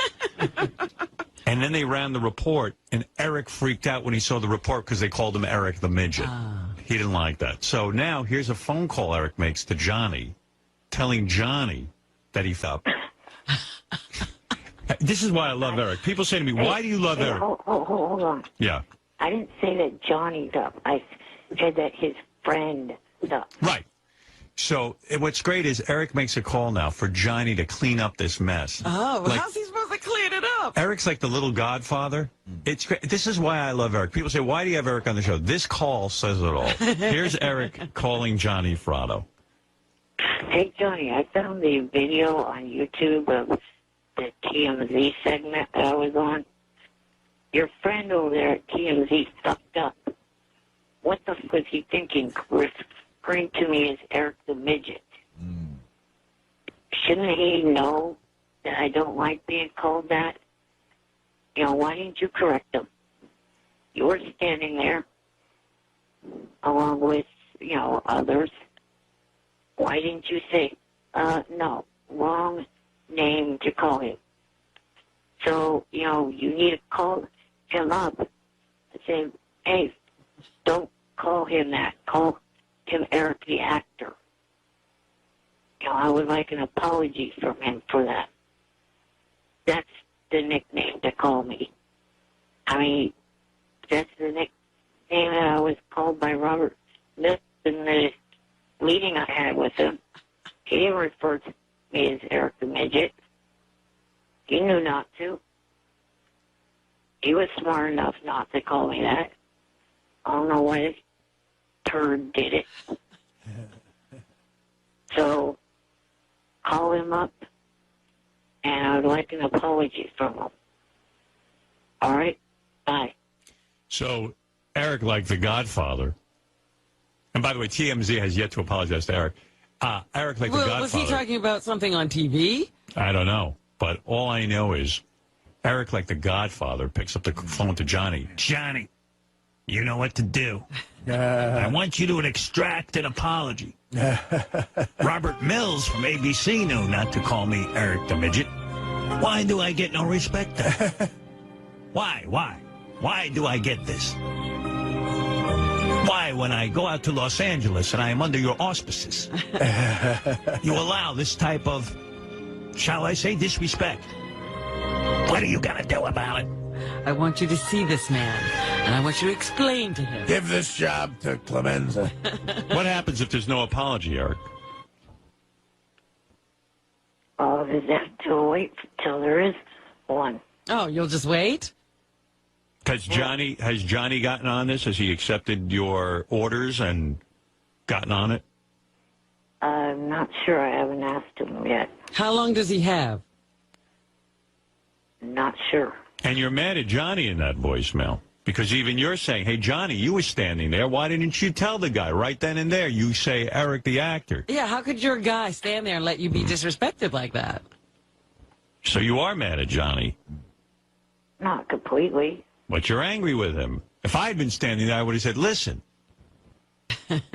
You refer to him as Eric the actor. If I was standing there, I'd say, look, make sure you say Eric the Midget. See, that's why you're not standing there. I think that's what Johnny said. That's why you don't get to go to L.A. with Eric. Oh, good for him. Eric the Little Midget. I would like to know if Johnny even noticed. He didn't. Eric, you want my advice? Eric the actor is not funny. Eric the Midget's funny. I don't give a shit if it's not funny or not. It's a disrespectful name. But you're trying to build a career, and we got to go with what sells. Eric the Boozer. You're trying to build a career, and you're building a. You don't know what you're doing. You got Howard's giving you advice. Listen, you got the name is important in Hollywood. Eric Why don't you get back in that little car and drive around until they see you again? Yeah. And then tell them what your name is. I mean, Eric, I don't think I'm insulting you when I tell you you're not a leading man. I mean, you're a character actor. And look at this guy, Fatty Arbuckle. You ever hear of him? Yeah, I've heard of him. You think he liked that name, Fatty? Yeah, I think he was fat. He was fat, by the way. He was like, you know when a skinny guy and they call him Fatty? This guy was fat. Yeah, big guy, they call him Tiny. Artie used to be heavy set. What I mean, how would you like to be called Fatty Lang? Well, You wouldn't like it. Admit it. I have credits in movies where I only have a few lines, and Fatty Lang. and on IMDb it just says fat guy. See, it doesn't make you feel good. But with a PH. But you know that Fatty Arbuckle did it because it built a career around it. And of course, I think he ended up in jail. I think so, yeah. Died a horrible, lonely death. But, look, that might not happen to you. If I were you, I'd get back in that little car and drive off a cliff. Do you think he preferred... Would you think Fatty Arbuckle would have preferred to be called Adam Arbuckle and have no career? Or have a career and be Fatty Arbuckle? What do you think, Eric? I guess the other being called, Fatty Arbuckle and having a career. Exactly. That's the way I look at it. It backfires on people when they have an embarrassing name and they don't get the career. Like there's a road comic named Looney Skip Rooney. I know Looney. Do you know Looney? I know Skip. Yeah, he used to do our show. Maybe that's how I know him. He's from the Uncle Floyd show. Yeah, Looney. Is he still doing comedy on the road? He might be. So, sometimes it doesn't work as well. I mean, I'm sure Looney has, some fun. Looney Skip Rooney. Looney Skip Rooney. You call him Looney when you say, hey, Looney. I call him Looney. That's the best ever, Looney Skip Rooney. Looney Skip Rooney. It's so great. I think I once had him on. I know what it was. Here's a story. Go crazy, Lenny. That's so what your point is, Eric the Midget seems to be the name, whether Eric likes it or not. You need it. Go with it. Yeah, we were just talking about this the other day. Like the goofy name of my book, Too Fat to Fish. For some reason, Letterman thinks that's a goofy name, and he uses it sometimes. Eric, you see what we're saying? I know you don't like the name, but I think it's become you. Hardly any little person out there likes that name Midget. Right. How many of you watch TLC? No one. None of us. Nobody. We're heterosexual. They have a little people, big world, little couple, and another family. I watched the other show with the other family the other night. The father of that family said that plain as day that word midget is a very disrespectful word to use towards little people. Yes, I agree, because, I, too, have studied this. Now, I have heard that the word midget... Fuck off. I have heard that the word midget, according to little people, is comparable to the N-word. That's what I've heard. Now, the only thing I can tell you, Eric, is when you got the name Eric the Midget, no one knew that was the same as the N-word. But wait a minute. What were midgets doing when midget was used? What do you mean? Well, I know what black people were doing when they were started to be called niggers. They were being used as field animals and, degraded and not given the rights of citizenship and used for slave labor. You're saying, why is the word midget so bad? Why is midget so bad? Midgets were being used as handbags. And footstools. Yeah, Eric, why is midget... I mean, you seem to know something about this. Why is midget like the N-word? I don't get it. Like, why is it so bad? Like, it doesn't seem like such a bad word, midget. I mean, what does it denote? I mean, dwarf doesn't seem much better. I think dwarf is worse. Maybe. What? I think little person is more condescending. Yeah. What does midget denote? Patronizing. I'm trying to say, but all of you fuckers are talking over me. There's the problem. Go ahead. You have the floor. Trying to say that the father said in his explanation about that word that it's a word that means half size, and that it's why it's, derogatory. So what does dwarf mean? Half size, right? The family said that that's more of an acceptable word. Yeah, but you see, this isn't something you believe. It's just the family believes this. So you're not really offended by midget. And again, it's just saying it's bad. What was so bad? Yeah, we still don't know what's so bad about it. I'm going to keep saying it. He said that the majority of the little people out there do not like that word. Yeah, but I know he's saying that. Why don't you like it? For the same reason. You don't have a reason. He has a reason. I know he has a reason. What's your reason for not liking midget? You're just going along with the crowd. I don't even know what their beef is because you still haven't told me what was the horrible thing midgets were doing. Like, in other words, the word nigger became bad because some cracker would come up and go, "Hey, nigger," and then string them up in a tree. In other rape words, them or do whatever. Right, do whatever they want to. What happened when somebody called someone a midget? Yeah, what was the midget thing? Like somebody go, "Hey, yo, midget, get over here. Gonna kick your ass." Yeah, like even they WAP. didn't lynch you for being a midget. Right. Like even WAP has a, like when we came to Ellis Island, Italians were without papers. So it's an acronym, WAP. Like there's a history behind it. Or kike, like, they kike and then they beat you up or something, I don't understand why midget became so bad. And neither do you, quite frankly. I think you ought to research that before you reject the name Eric the Midget. It's something I grew up knowing that word was bad. Oh. But wait a minute. You're still not getting what I'm saying. We know why WAP is bad. We know why kike is bad. We know why nigger is bad. Why is midget bad? The father of this family, the first family, gave an explanation, and I cannot remember word per word. It was so offensive you can't remember why it's bad. You would think you would know that because you're rejecting it as a name, and I understand what you're saying, but I don't know. You're just reacting, but you really have nothing to back it up with. If anything, I'm telling you, I'm looking at dwarf right now, and one of the definitions for dwarf, a small creature resembling a human, often ugly, appearing in legends and fairy tales. I find dwarf way worse. It says resembling a human. Yeah, resembling not even a human. Eric, I think you got the wrong word. If I was calling you Eric the Dwarf, that would be bad. No, I don't have the wrong word. I think you ought to start a movement. Midget is good, Dwarf is bad. Little person, bad. Resembling a human? Think about it. Bro, we're starting to analyze this. I think you got a cause. You don't resemble a human. I say you embrace your name, Eric the Midget, and say, no way. If anyone calls me Eric the Dwarf, I will become irate. Don't call me Dwarf. Right. I'm not embracing that name. No, you have to. You're so funny. You're crazy not to go with it. If you become Eric the actor, who's going to care about you? Right. No one. A lot of actors out there, man, but not a lot of midgets. Eric the actor is Eric Roberts. By the way, I know many actors. None of them call themselves the actor. No. And my point about that is, if you got to call yourself the actor, are you really an actor?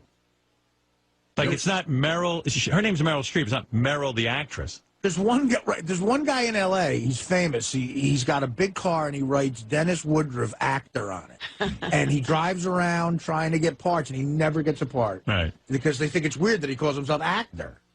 Would you at least think about what I'm saying?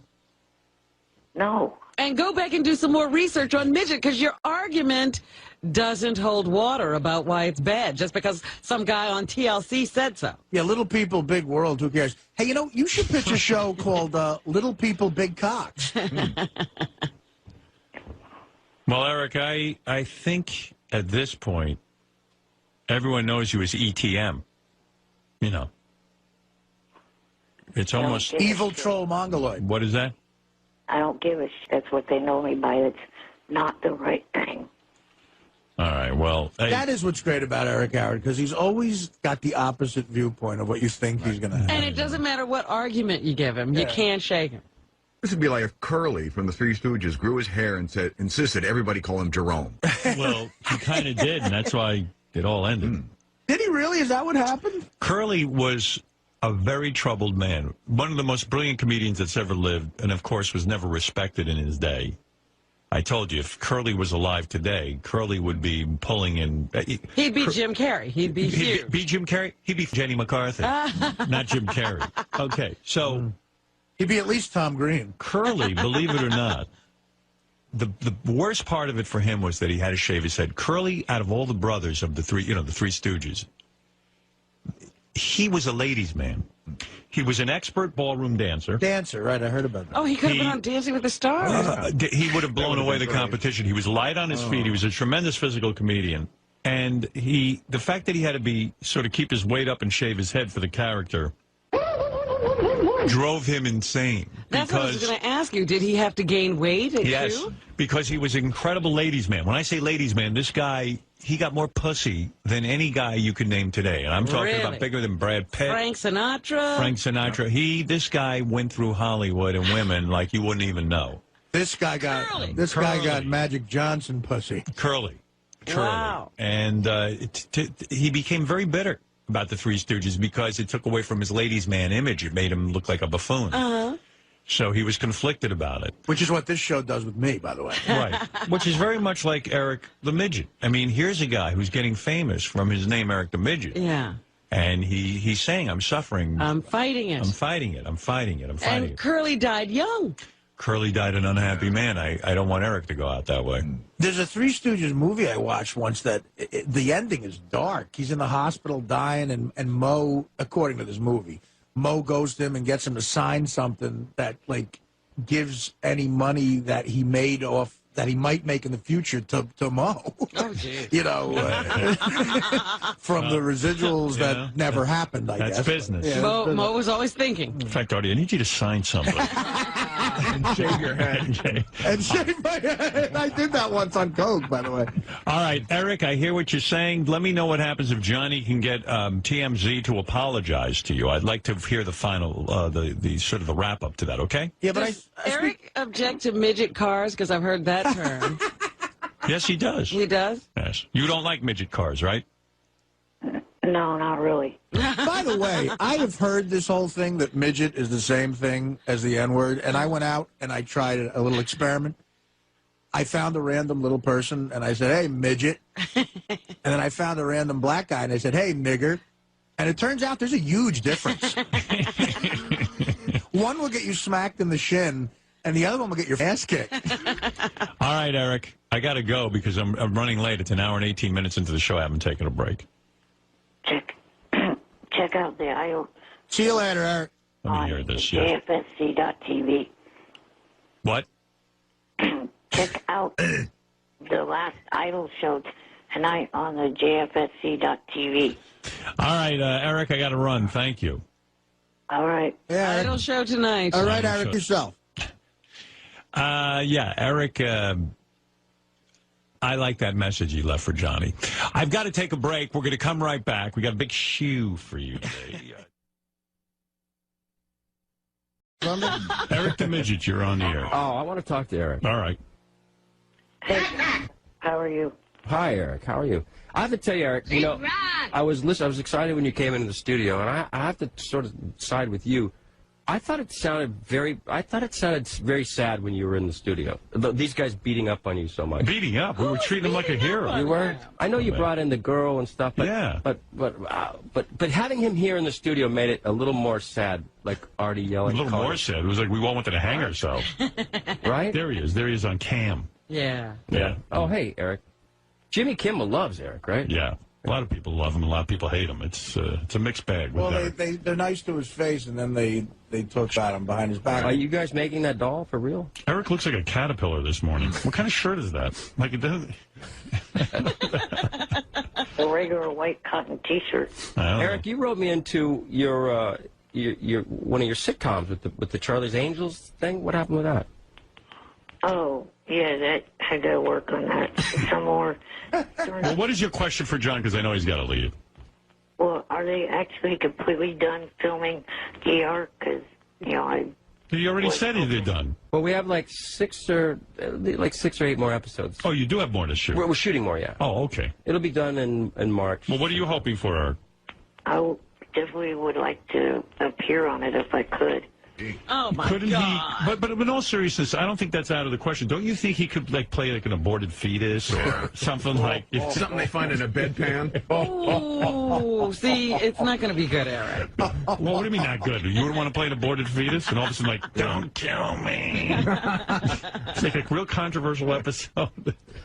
What do you want to play on there, Eric? How about a surgeon accidentally leaves Eric inside a body? Yeah. Yeah, like a sponge. Or how about, like, Eric is a parasitic twin removed from someone? Like off someone's neck? Yeah, like, you know how Elvis had, like, a twin brother inside with him? And, like, they removed... It's Eric. What do you want to play on there, Eric? I would just play a patient. Uh-huh. Yeah. In the ER. Yeah, that's a no. We'll see you. That's a no. I feel like you guys are really mean to Eric. Well, yeah. Listen how he is to us. He's mean to us. What did he say? Artie, you're a fat ass. Well, why don't you be nice to him? Why don't you be nice to him and put him on an ER? And then he'll be mean to you. Right. See how it works out. Yeah, do that. Maybe invite another one. I've had a thing with little people over the. Oh, over my that's years. right. Yeah. You have a problem. Well, I don't have a problem, but You don't like little I can't people. even. I've never said this publicly, so I can't. Go ahead. Well, no, it's not that I don't like them. I find them. They're He says they're around him all the time. Yeah. But when I met Rebecca, they went. She was like kryptonite to little people. Yeah, they vanished, and then now that I'm single, they're all back again. I don't understand. And it's true. The day we were walking down the street, I told you the I story. never see that. And all my friends were like, "Yeah, you're crazy, you're crazy." I said, "No, watch." And then They What are you saying? You're saying that it's somehow like you attract little people into your life? Yeah. Hot chicks and little people. Look at Eric. I mean, it's good. It's great. And so you're a little freaked out by little people. No. Did you ever bang a chick midget? No. But Maura Tierney. No. Maura Tierney. The Olsen twins are small. Maura Tierney gave me a, the girl from ER, the hot girl. She's cute. She's cute. Yeah, she loves the show too. And the ER guys, I have to shout out to them because they love. All right, so it's a no to Eric. He can't be on ER. Is that what you're saying? So she got me a midget porn with Bridget the midget, right? And a midget blow up doll. Yes. And it was in my dressing room. And Bridget, has she been on the show? Yeah, sure. She played twins. Oh. She played. So midgets have appeared on the show. In my trailer. Only the best actors get an evil twin episode. Yeah. That's fantastic. So Eric, I don't hear a response from John that's affirmative. I'll ask them down there, Eric. All right, he's going to put in a word for you. Okay. Thank you. I appreciate that. How brazen, Me and Benji would love to be on ER. Just sucking up. There are legitimate actors who want to be on ER. Can Eric play a kidney? Like if someone needs a kidney transplant? How about a guy who was caught in a pet carrier? Are you guys making that doll of him for real? Yeah, we are in the midst of that. We measured his head for it and everything. It's going to be actual Eric size. Are you okay with that, Eric? No, not at all. John, would you? So you wouldn't want me to buy one? I think it'd be okay if you. John, can John? It would be an honor. Do you mind? No, guys, at all. You do mind if John Stamos, your midget doll? He's famous. Oh. I don't want any guys doing that. Well, you sound like it's you. It's your doll. What if I dress you up like a woman, like put makeup on you and put a wig? Well, John, they're going to give it a dick and a pussy. Oh, really? Yeah. Yeah. Hermaphrodite. Yeah, it's going to have both. It's going to be like Jamie. It's going to be like Jamie Lee Curtis. Uncle Jesse in the ass again, please. Oh. That's a ridiculous joke. She's fine. No, she was born that way. She's great. I wanna take me. Lick my twins. Lick my twins. Hey, Can I blow you while you play the drums? Eric, I promise I won't be. Okay, thank you. You got it. There you go. All right. Stamos has got to go. He's got many appearances. There's two promises he can make. He won't you and you're not going to be on ER. I've been watching ER from the beginning. Nobody cares. No, I do. Thank you, Eric. Well, I mean, he started with Anthony Edwards, not you. He's not loyal to you, it sounds. Right. He still watches. He still watches. All right. Thank you, Eric. I'm really troubled with this Eric and this Dixie Chick or Ditsy Clip, whatever the hell she is. What? It's like no good deed goes unpunished. This kid seemed like a nice kid, and my girls and Rich listen to you guys every day and said, can we bring him to this concert up in Reno? Do you mind spending the limo, sending him down, and doing all this stuff and housing him for the weekend? No. And it's not my fault that one of these girls got a little excited and wanted to do something with him, whether it was just something quirky or he was drinking or whatever the hell the issue was. But now these girls have turned into the bad guys, and I'm a bad guy for her. Dennis, I'm not. Talk about Natalie Maines. Yeah, I know. Eric the Midget keeps calling in. He's mad at Natalie Maines, and now Dennis is mad at Natalie Maines. The Dixie Chicks he's talking about. And I'm getting letters from Dennis calling her a Dixie Clit, and it's like or Slit or whatever. Poor Natalie. I know, and I'm not sure I understand the controversy. We made the point that look, it's a business. These girls are doing Eric because listen, it's good for the Bunny Ranch. They get on the air. We make a big deal about the Bunny Ranch. And Eric had a good time. And Eric had a good time. I'm not really sure I don't know why. Hi, Eric. I don't know why everyone is so upset. Well, yeah, maybe I'm missing it because it wasn't. We didn't do that to get a plug or come on or anything like that. You did it because Eric's part of our show. You know about. You wouldn't even know about him if you right. Exactly. And the girls liked him. Rich liked him. So I said, yeah, I'll spend the money, bring him up. But it had nothing to do with that. I mean, he went on later on and said something about being up here. I don't know why everyone's getting so sensitive. I don't think Natalie said anything out of line. Eric, why are you so sensitive? Well, okay. I'm not the only one that was up there that weekend. They had another guy up there that was a guest of theirs that has terminal cancer. He had nothing to do with the show at all. They weren't going to get any free plugs from you guys. Well, regardless of whether you got free plugs or not. So they did something nice for you. So what? So why is everyone all in a huff? Or a huff? A Dennis Huff. Dennis Huff. Right. You guys got to relax. We get it. All right, Eric. Well, Eric. Dennis, no big controversy. Eric, thank you. Don't hang up on me yet. No, I'm hanging up. I have to take a break. It's time.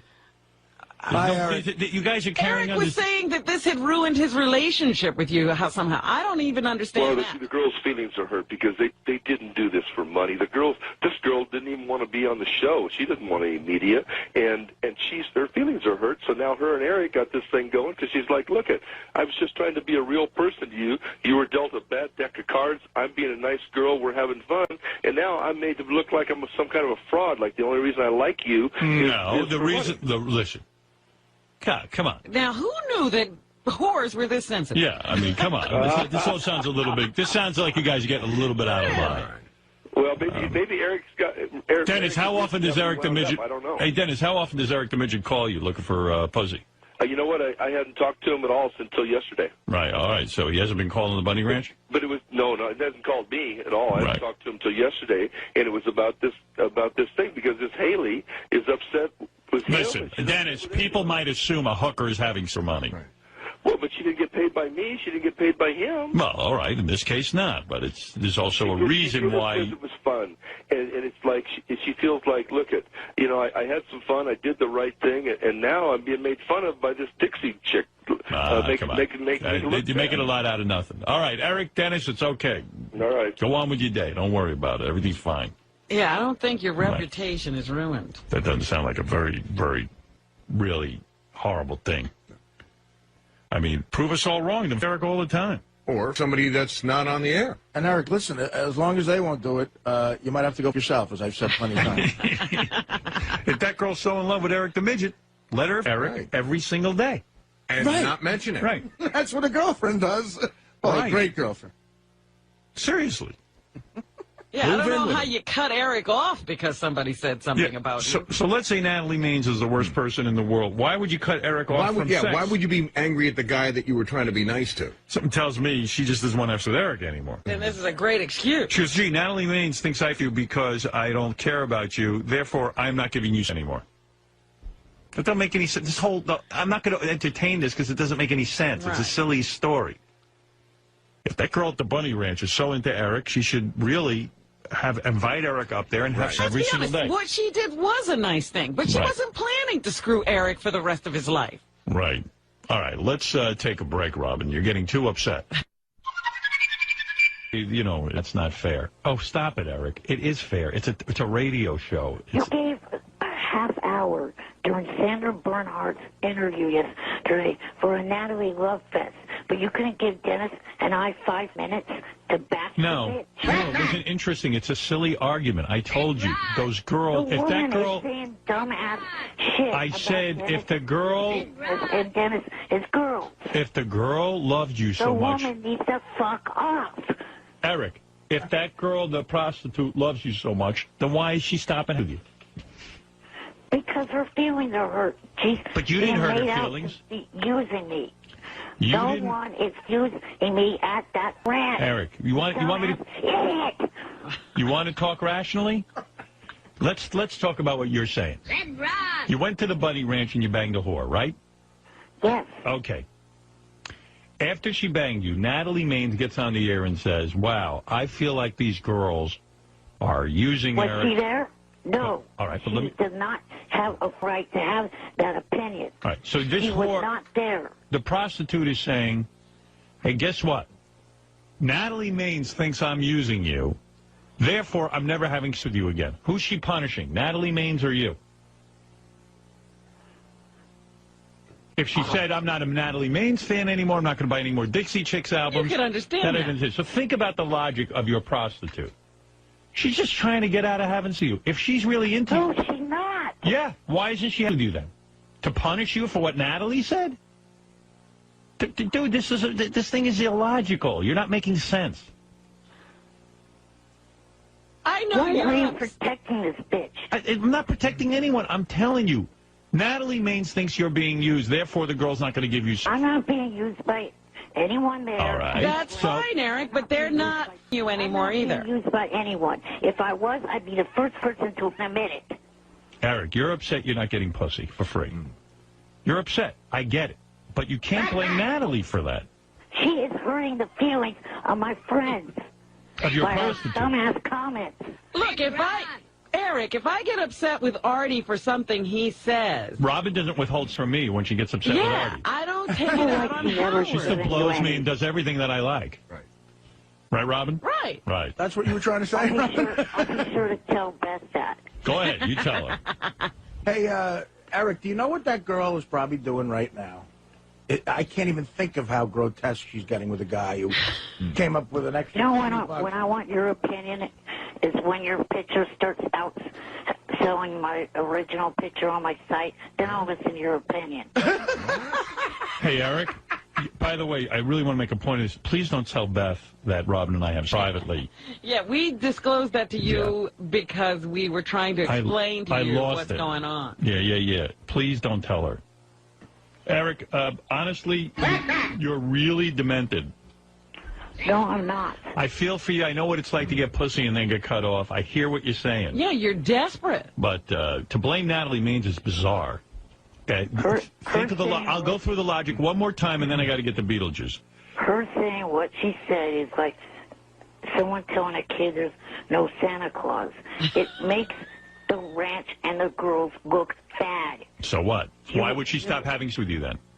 Does Answer me Santa that. stop giving gifts because of that? Let's say there's no Santa Claus, okay? Does Santa? I don't believe in Santa Claus, but does that stop Santa Claus from delivering gifts? No. I know from talking to Dennis that you've been associated with him for 14 years. You That's really true. want to with his business like that? Wow. How does that with his business? What, that prostitutes want to have some money? You're letting some dumbass, retarded, over-opinionated make his girls look bad. Gary, you got to get Natalie Maines on there. You got to get her on the phone with this guy and set him straight. First of all, Eric, I'm going to say it one more time and see if you can comprehend this, because you're not listening. And then I'm going to move on. Think about it. Here you are, a guy who's never gotten pussy. Suddenly, you go to the bunny ranch, and you have not just pussy, but an orgy. Right. You have the time of your life. These girls pick you up out of your wheelchair, lay you down on a bed. They're blowing you. You get two girls at once. I mean, for Christ's sakes, you had the most outrageous experience, and then they bring you to Manhattan and do it to you again. You jump from J.D. to David Lee Roth, Right. like, in a second. All right, so now these girls, okay, they did it with you already. They know you're falling in love. They got to find a way out. So Natalie, you've gone pussy crazy. Then Natalie Maines comes on the air and says, gee, I think they're using Eric. Now, if a girl's into you and wants to give you, so that's Natalie's opinion. She's entitled to it. Doesn't make anyone look bad. But she's going to say, well, okay, Natalie Maines thinks I'm doing this for publicity, therefore Eric's not getting any more. Does that make sense to you on any level?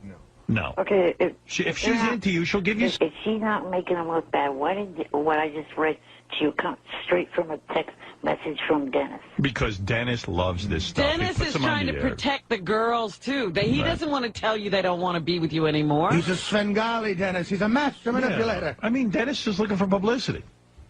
And he's getting it. And he doesn't want to hurt your feelings. The girls are not into giving too many more freebies. Look, Eric, there was no one alive who believed Dana was me. And you know what? To prove them wrong, she would get drunk, close her eyes, and me every weekend. Right. These girls aren't even willing to do that. What do the girls and I have to do to prove to you people? They have to you again. She should start you on a regular basis. And never tell us. And never bring it up on the air. How's that? She should move in with you. And don't charge you any money. Right. No money. She just loves you and having fun with you. And she should do every day and never tell us about it. In fact, it should be going on right now. She flies in just to sleep with you. Right. When your tattoo is next to her ex-boyfriend on her leg, then we'll believe you. Right. Okay? How's that, Eric? And after 7 years of her doing that... You call us. Then you call us and tell us. Yeah, there it is. Plain and simple. You asked the question, I gave you the answer. You can prove everybody wrong. Mm-hmm. Because none of this makes any sense. That's why I rushed you off the air. Doesn't make any sense. It's a ridiculous argument you're making. She doesn't want to have sympathy because of what Natalie Maines said. Who cares what Natalie Maines said? She doesn't want to have sympathy because the sun came up. Ralph, go ahead. You're on the air. Do you think that the girls gave him an amazing answer? Do you think it was just like anything because he's completely freaking out? Well, no, I think they gave him the best of his life. Yeah, I think they gave him something. They were touching him, they were caressing him, they were holding him. I mean, can you imagine? Eric's mind is blown. Ralph, these girls were a little more attractive than your average whore, and you could tell they know what they're doing. Right. So he got the special, He's particularly. Is Eric still there? Yeah. Eric. Yes, I'm here. Eric, just listen for one. Let me just say one thing. I'm serious. Yeah, you're like when Dracula puts that hex on, that hypnotism on you. You're in a pussy. You crazy. got glamored, yeah. Yeah, you got glamored. We all are, by the way. But most normal people, you get just enough to calm you down. All right, go ahead, Ralph. Eric, Natalie flew across the country to see you and meet you, and she really does like you. So why would she set out to harm your life in any way? Well, she didn't. Eric wants to blame somebody why he's not getting any more of this pussy, why he's been cut off. So blame the girls, or Eric, just get some money and go back over there and pay for it. Like everybody pays for pussy. How's he going to give money? Stop it. He does appearances and things. Everybody's dropping him. The last appearance he did, Johnny had to buy up all the seats. He sells pictures. Pictures. Speaking of which, Baba Booey, where is my reply to the email I sent you? Man. Was it okay to show this one photo that I sent you on Thursday? Little Hitler. Boy, Gary's getting from everyone. Wow. Gary, where's the reply, Eric, from Eric's email he wants to know? What was your email? I sent you a photo of myself sitting in the hall of the Sirius building in front of the Howard Fist. Okay, I'm ignoring you. This is what happened, Howard. Yeah. This is this is what happens when I don't want to deal with. I just ignore it. Good. Here's what happened. That's what I do. He asked for a picture of you, Howard, and Eric together. Right. Then he said he wanted to sell it. I said no. Then I sent him a note back, and I said, you can have it for your own personal use, but you can't sell it. Then he sends me back a note of him sitting in front of the Fist, says, okay, can I sell this one? And I just ignored it. Right. I don't want to deal with it. Who cares? I don't want to deal with giving you permission to sell, and so I just get so crazed I ignore you. And you know what? Right. Stop selling mine, too. I'm going to take a page out of Howard's book here. Stop selling the picture with me, too, you little fool. Yeah, it's just, Eric, it's like I don't want to be involved in selling stuff that has to do with serious. If you want to sell your own picture, we promote that, but I don't want to get involved in what you can and can't use, and then you misinterpret it. Before I know it, you're selling Howard's picture, and I'm getting yelled at. Eric, you want to make a fortune? Do a nude? I was gonna listen and not sell the Howard picture, but I was looking for a replacement. That's why. Right, but I don't want you to sell something that's from here. Hey, Eric, if you want to make a fortune, do a nude picture of yourself. I'd even buy that. $100, I'll take it right now. That's it. A nude statue. Put me down for 100. Besides, Natalie Maines told me not to let you sell my picture. That's probably Dennis texting me again. He's working that evil empire. Yeah, look at him back there. He's the Wizard of Oz. Don't look behind that curtain. What did Dennis say, Eric? Come on, you got to know. What do you say? He just said Santa does always typed in the text message. Santa? Okay. What does that mean? Don't exactly know, but... Is Dennis Santa? I could bring you pussy for Christmas? That's a good stocking stuffer. Yeah, I Eric. have no clue what that one meant, but okay. All right, Eric. I got to run anyway because I got. Can we just talk to Eric about one more thing that came up on the wrap-up show? Sure. I just thought it was fascinating. Eric was talking about he's unsure when he finishes. Like he doesn't know. Oh, really? He doesn't. Like he said. Like we asked him how many times he finished, and he says it's hard to tell. Why is that, Eric? Well, okay, up there the first night with Haley, there was 3 or 4 times. You came 3 or 4 times? Yes. Now, how come you said on the wrap-up show it's hard for you to tell? You lost count. I was trying to be discreet, trying to stick to something. And, you know, my parents don't want me to go into all these details. Well, be discreet on this show and tell everything on the wrap-up show. You know when you're done when one of the girls is throwing up? No one reports on the wrap-up show. Right. Listen, you're done with when one of the girls is writing a suicide note. Do you have some paralysis in that area or something that you can't tell when you come? No, I don't. Oh, all right. Are his nuts messed up? I don't know. Eric's not really being clear on this. Like I don't understand. Not gay at all, but the nude picture thing, like, I'd be curious to see what the equipment looks like. There you go. Like the nuts and stuff. Yeah, it sounds like you are gay. No, I'm curious. To sound gay, but it's really just scientific curiosity. It's less gay and more like Elephant Man stuff. It's more science. All right, Eric, I wish you luck. I hope my explanation somehow puts things and makes them clear for you. Yeah, if you're going to be mad at anybody, be mad at Dennis. But he's I'm cutting not you going off. to be mad at Dennis. Well, Dennis is the one that's controlling the flow of pussy into your life. Yeah, but you know what? Dennis can't keep giving freebies. No. He should be happy for what he got Sure he and can. be Look at done all- with it. Oh, come on! Look at all the advertisement Dennis is getting now. He should be sending a girl to Eric every week. Every Friday should be. Eric wasn't smart enough to make a deal. Right. Hope. Yeah, but Eric, it ain't the Natalie thing. These chicks aren't going to bang you without money or some sort of payoff. Yeah, that's a chick that digs you. Don't be pushing chicks that dig you away. Yeah. All right. Thanks, Eric. Thank you. Natalie still says she'd have dinner with you. Eric doesn't want to go back to being the guy who doesn't get any pussy. He's freaking out. I get it. That's not the only headache she caused. Remember, she caused a headache between Johnny and I, too. Jeez. Oh, please. Why is everybody blaming Natalie for bailing on Eric? Natalie ruined Eric's life. Yeah, I mean, Eric, don't you think these relationships could be a little stronger and not be ruined by Natalie Maines' Is it her comments? fault you're in a wheelchair, too? That's not what he's saying. All right, Eric, listen, I wish you the best. It's her fault you have a disgusting berry on your face. Oh, my God. Yeah, right, thank you, Eric. Thank you, Ralph. Okay. Eric taking off the gloves. Eric the Midget. Poor baby. Red Rock. He's 32, Ralph. When did you get back to Sacramento? Eric was just on our show. That's on Howard TV, by the way. You can see him with his whores and everything. Hey, hang on, let me take the headset off. Okay, no problem. Just take your time. Sorry about that. I was talking to my tech people. All right. You people? Yes, people. The JFSC people. One of them was with me the other day, Gina, when I was at your studio. Yeah, I didn't realize that. There were so many people, it got confusing.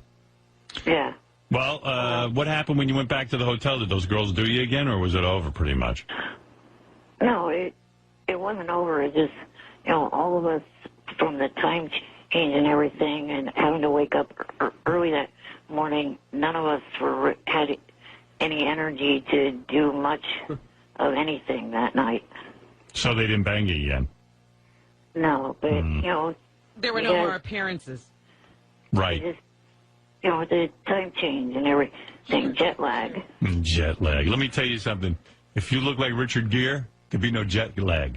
Or if he had money lining his pockets. I think the Bunny Ranch had pretty much gotten the big appearance. They didn't need to burn those girls up and have them back in Eric's room again. But I was mainly calling in because of, I wanted to say thank you for having me as a guest. It was fun, right? Yeah. Yeah. And one thing, though, it was cool meeting all you guys. Oh, but wait a minute. I didn't meet all of you. Somebody with the first name Fred would not leave his little sound booth to, stand up and shake my hand and say hi to me for some reason. I'll tell you why. He doesn't like the handicap. No.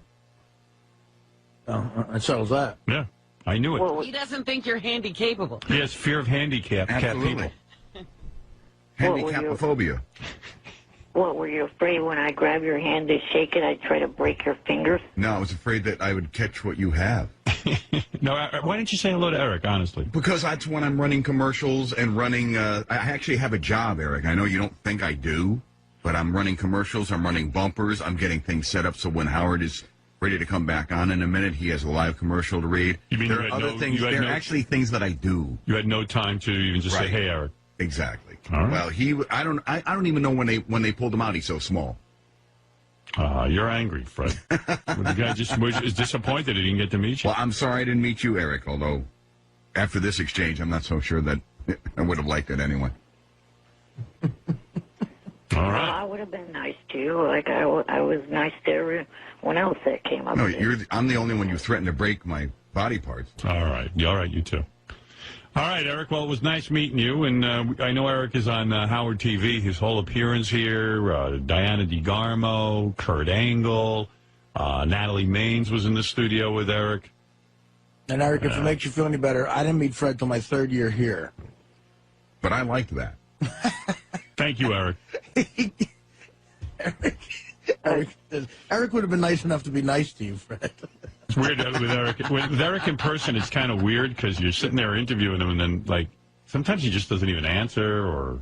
Yeah. Well, he was so busy staring at Diana DeGarmo's pussy, he didn't really notice anybody. You want to know something? I had the opposite reaction. Yeah? He wasn't staring. In fact, I think Diana DeGarmo didn't even matter that much to him. He was busy concentrating on those two whores from the Bunny Ranch. Oh, he was delusional enough to think that they really wanted him again. No, but he knows he's going to get action off them, and he's not going to get action off Diana DeGarmo. You never know, though. Yeah. Eric, am I right on that?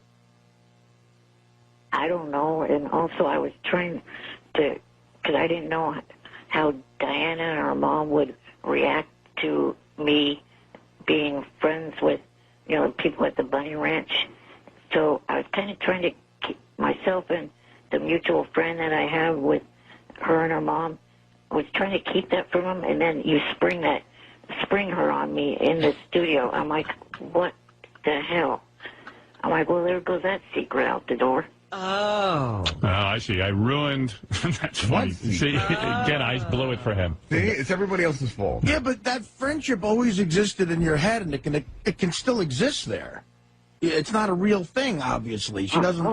Also, you guys, the week before, were building it up as if it was someone I never met before. When I've met her a couple of different times. Eric. So now he's putting it down. You're putting down my big surprise? Diana DeGarmo was standing there with you and, like, really paying attention? I didn't say hi to you. You ungrateful little bastard. It wasn't much of a surprise. It was more of a shock than a surprise. Oh, all right. Well, Eric, maybe someone else will surprise you today. I got to go. Bye. Eric the Midget. Listen to that kid. You can never please him. He's never happy. Got that Diana DeGarmo in the room with him. And he's got two whores that are banging the shit out of him. He meets Diana DeGarmo. He meets you. He meets Art. He meets Robin. He always wants more. Yeah, and you know, if there's three... built it up too much. He's impossible to satisfy, that guy. If there's three chicks in the room and two of them, you'll pay attention to the two chicks. Let's face it. Eric the Midget. Hello. Hello. I was calling in for when Langford came on. What do you want to say? Well, just a couple of things about his reports the last couple of days. Like on Tuesday, he did a report, and he said that I said no comment to him. I didn't even answer his retarded call. Steve, Eric seems to have a problem with you, and I can't make heads or tails. Something about no comment. You want to confront Eric the Midget? He says your reporting is shabby. Well, what else is new? He says you interviewed him about Natalie Maines, and you said he had no comment. No, there was no interview that we did with him. Eric? Yeah, I know there was no interview. I didn't answer your call that day, but you still said that I had no comment. Well, there was also some associate of yours who said that you didn't want to talk to us? Right, there was. Okay. Doesn't mean you didn't have a comment. He didn't want to talk to you. Wow. Subtlety. You seem to miss as a reporter. Right, absolutely. There's a difference. Yes. All right, Eric. Thanks for correcting that. Thank you. No problem. Boy, he tore you into it. A kid, man, when he wants to get on someone, he knows how to do it. You could hear the grinding halt the show came to for miles. Hello. Hello. Wait, I'm talking to my tech people. I'll be a servant there. I just want to look at him. At Eric? Yeah. Could we charge? It's amazing. I just would like to sit there and look at him the whole time he's there. Maybe we should have a viewing audience for Eric. Yeah, like Barnum and Bailey. Unveil him, put a I tell you what, John. put a cover over. Witness the freak. Let me think about that. Play some very dramatic music and then lift the cover. The eighth wonder of the world. Kong. Let me. Mini Kong. Let me think about that because. You're crazy, Denham. You know, I got to decide whether I want an audience in here for that or not. But I'll tell you what. I'll sit in a corner in a chair. I won't even say a word. All right, I'll put you on a list. Hold on, okay? Thanks. Gary, write down this guy John's name if we're going to have some people to view Eric the Midget when he comes in. Is he still coming? He was not coming because you wouldn't pick up. No, he's coming. He claimed that was a joke yesterday. Oh, he's joking. Good one. When did he get a sense of humor? Never. Sarcasm. He thinks you're hurting his whore. Yes, Eric. Good morning. Good morning. One thing I wanted to say was yesterday, Johnny and his girlfriend had their baby boy who was 6 pounds, 8 ounces at 12:20 a.m. All right. Congratulations to them. To Johnny. And also... Boring! You better not even think of putting a gallery in there to be there while I'm there. A gallery?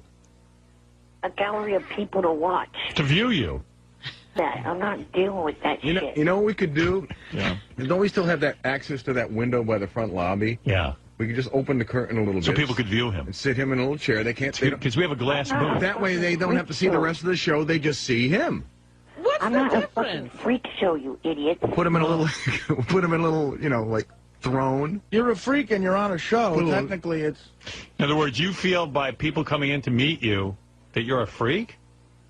I'm not there for people to sit there and stare at me like a freak on display. What do you think people show up to those appearances for? Yeah, I mean, you appear everywhere. Right. Why do you think they want a picture? Dude, your roommate stares at you. I mean, what are you talking about? Your parents probably stare at you. Here again, you're a guy who goes out, does signings, you do appearances. You sell pictures. You sell pictures of yourself. Of me. And then you don't want people looking at you? Why do you think they're looking at you? It's not because you look like Brad Pitt. Yeah, they look Neither at do you, jackass. They look Shut at up. me the same way. Yeah, I mean, people come to look at me, too. Right. No, you're out of line here, and people will come, and they will look at you. I'm out of line. I'm not showing up for... You're to be showing put up, on and you'll display like show that. up, and you'll be viewed. You were put on this earth for a reason. When people go on American Idol, what if they say, listen, I'm not going to go up on stage and have people stare at me. I'm no freak. Don't look at me while I sing. When you go and stare at Diana DeGarmo at these appearances. You're in show business now, pal. That's all about people looking at you. Listen, I know the feeling. There are times I have to go up on stage, and I don't want people looking at me, but that's the profession I chose. When we were at NBC, they had us in a fishbowl, and people would stand there and stare at us just like we're going to have them stare at you. You want a career in show business, that's it. I can't stop that. You're a star. You were chosen. You will be viewed. That's not my purpose of showing up there Monday. You will Sorry, be viewed. That's not my purpose of showing up there. Somebody wants to view you, you'll be viewed. That's all. Who cares? Being silly now. If he doesn't want to be viewed, then why is he on that cam? I don't know. He puts himself on a camera every day. But he didn't want to be viewed. Right. You can't have it both ways. Eric, you're not making any sense here. You're delirious. You don't want to be viewed. Turn the camera off. Right. What are you talking about? I don't even understand this attitude. That is not my reason to show up there Monday. Not to be viewed? We're going to view you. Yes, for you guys, but not for stupid off the street to come in and view me like that. Why do you think we want you here? And why do you think they're stupid? Maybe they like you. That guy was being a prick. He was not. No, he's a fan. He's a fan. He loves you. All right, Eric, you'll be here. I don't know that I want anybody in here either, but... Well, the decision hadn't even been made. Right. If it pisses him off that much, we got to have him in. Right. Now we have to have the guy in, because it irritates me. Let's just not tell Eric. Yeah, we just won't tell you. We'll spring him on you. We're going to have him in later when the real doll is you, too. Could we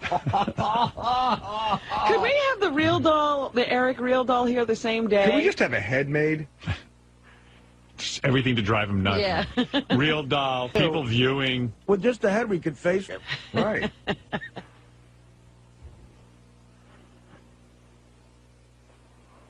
All right. Thank you for the call, Eric.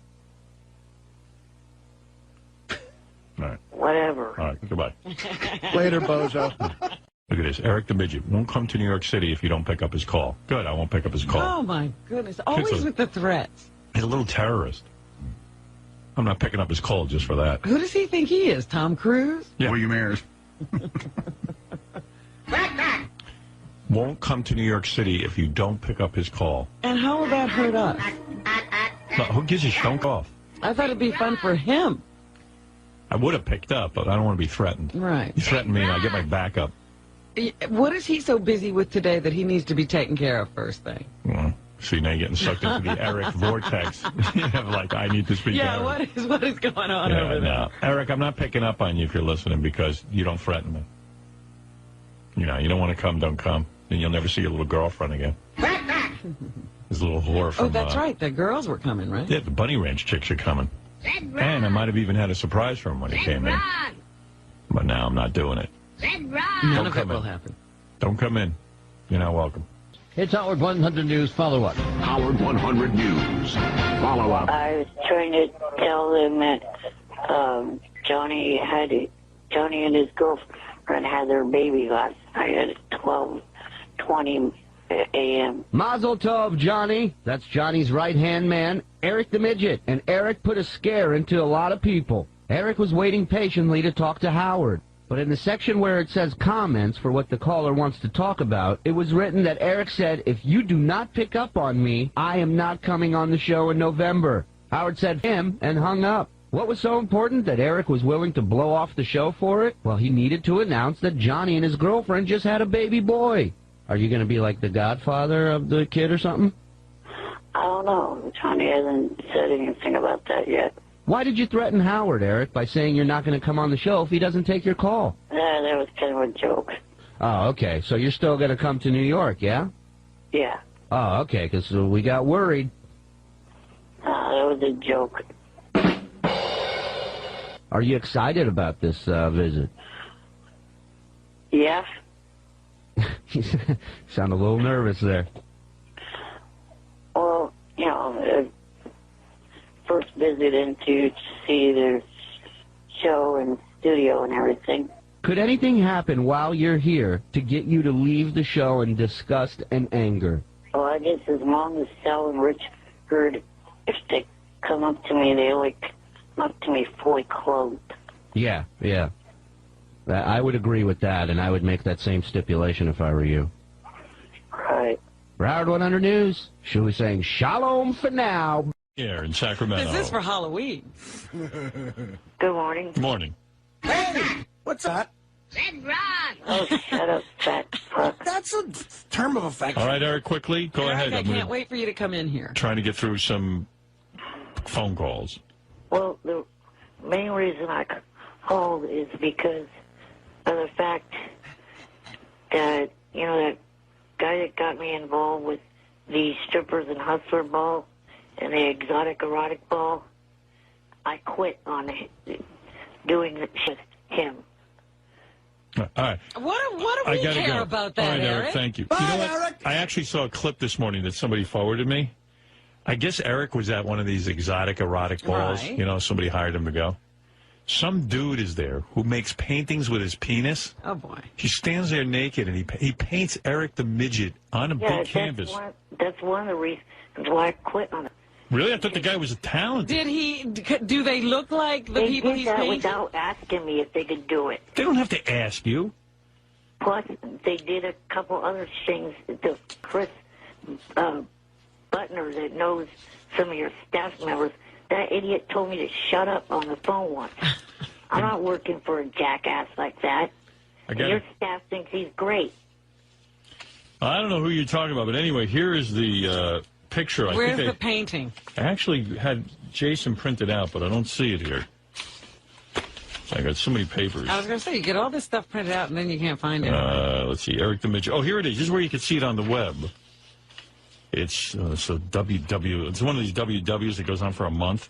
But I guess if you go to exoticeroticball.com, you can link to it. And Penis painter. Yeah, it looks really painful. Like the guy he holds his penis like a paintbrush. Yeah. And he dips it in paint. And so he's not using a brush. The penis is actually the brush. Right. His name is Picasso, I think. But anyway, this guy really... Wait. You're not getting it. Picasso the painter. I know. Picasso. I'm not going to come out with these gems if you guys are going to goof on And them. what about on Farticus? You didn't like that either. Now, here's the picture. And there's the guy who paints it. Seriously, the guy painted the whole thing with his cock. Oh. Look at that. Let me see. Looks like Eric. Let me see you do that. Oh, it's not bad for painting with... Oh, he's built. Rob will paint with his cock.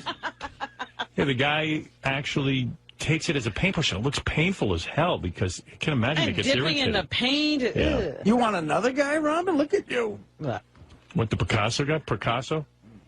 Oh, you'd have to go to Australia to get that idiot. He's from Australia? I love an Aussie accent. Yeah. I'm dating Picasso. Dating an artist. There it is. All right, Eric, thank you. I blow Picasso. Thank you for the call. I quit that show because Take care, man. We PR guy. call in tomorrow. Red Ron. What's that? The PR guy that works for them is a prick and a real. Okay. Okay. All right. So, first of all, Eric the Midget, there was a huge discussion about all the super fans. It was Jimmy Kimmel, Jillian Barbrey, Jeff Probst. Oh, there's a picture from it. And they were at Nobu. They did the whole show from Nobu. Natalie Maines. And they did a whole discussion on Eric the Midget. And, boy, it was funny as hell. Really? Yeah. No, if it wasn't, I'm not in a good mood. Why? What happened? That Jillian had no right to say what the she said. What offended you? What offended you? Calling the girl that I was with a whore when she doesn't even know her at all. What girl? I didn't hear that part. What did she say? She said... Oh, the whore. Yeah, from the Bunny Ranch. That's a whore. She is a whore. Yeah. She said it in a mean, spiteful way. How do you say whore sweetly? Oh, you mean that offended you? I thought you were talking about when Jimmy Kimmel and Natalie were talking about how Eric got laid. Uh-huh. And Jimmy was talking about, Natalie goes, do you ever visualize what it's like when Eric would be having sex? Have you put that picture in your head yet? And Jimmy goes, of course. He goes, I picture it like a deflated soccer ball. Well, here, wait, I'll play it. I picture him on top of a girl going, I'm in you. I see Natalie's career deflating. Oh, well, He's on fire. Here's a clip. How was it seeing Ralph? Have you and Ralph... Wait, that's not the clip. Hold on. I'll find it. Maybe I can find it. Sounds like Eric did the sound for Maybe this is it. How excited were you to hear about Eric the Midget losing his virginity?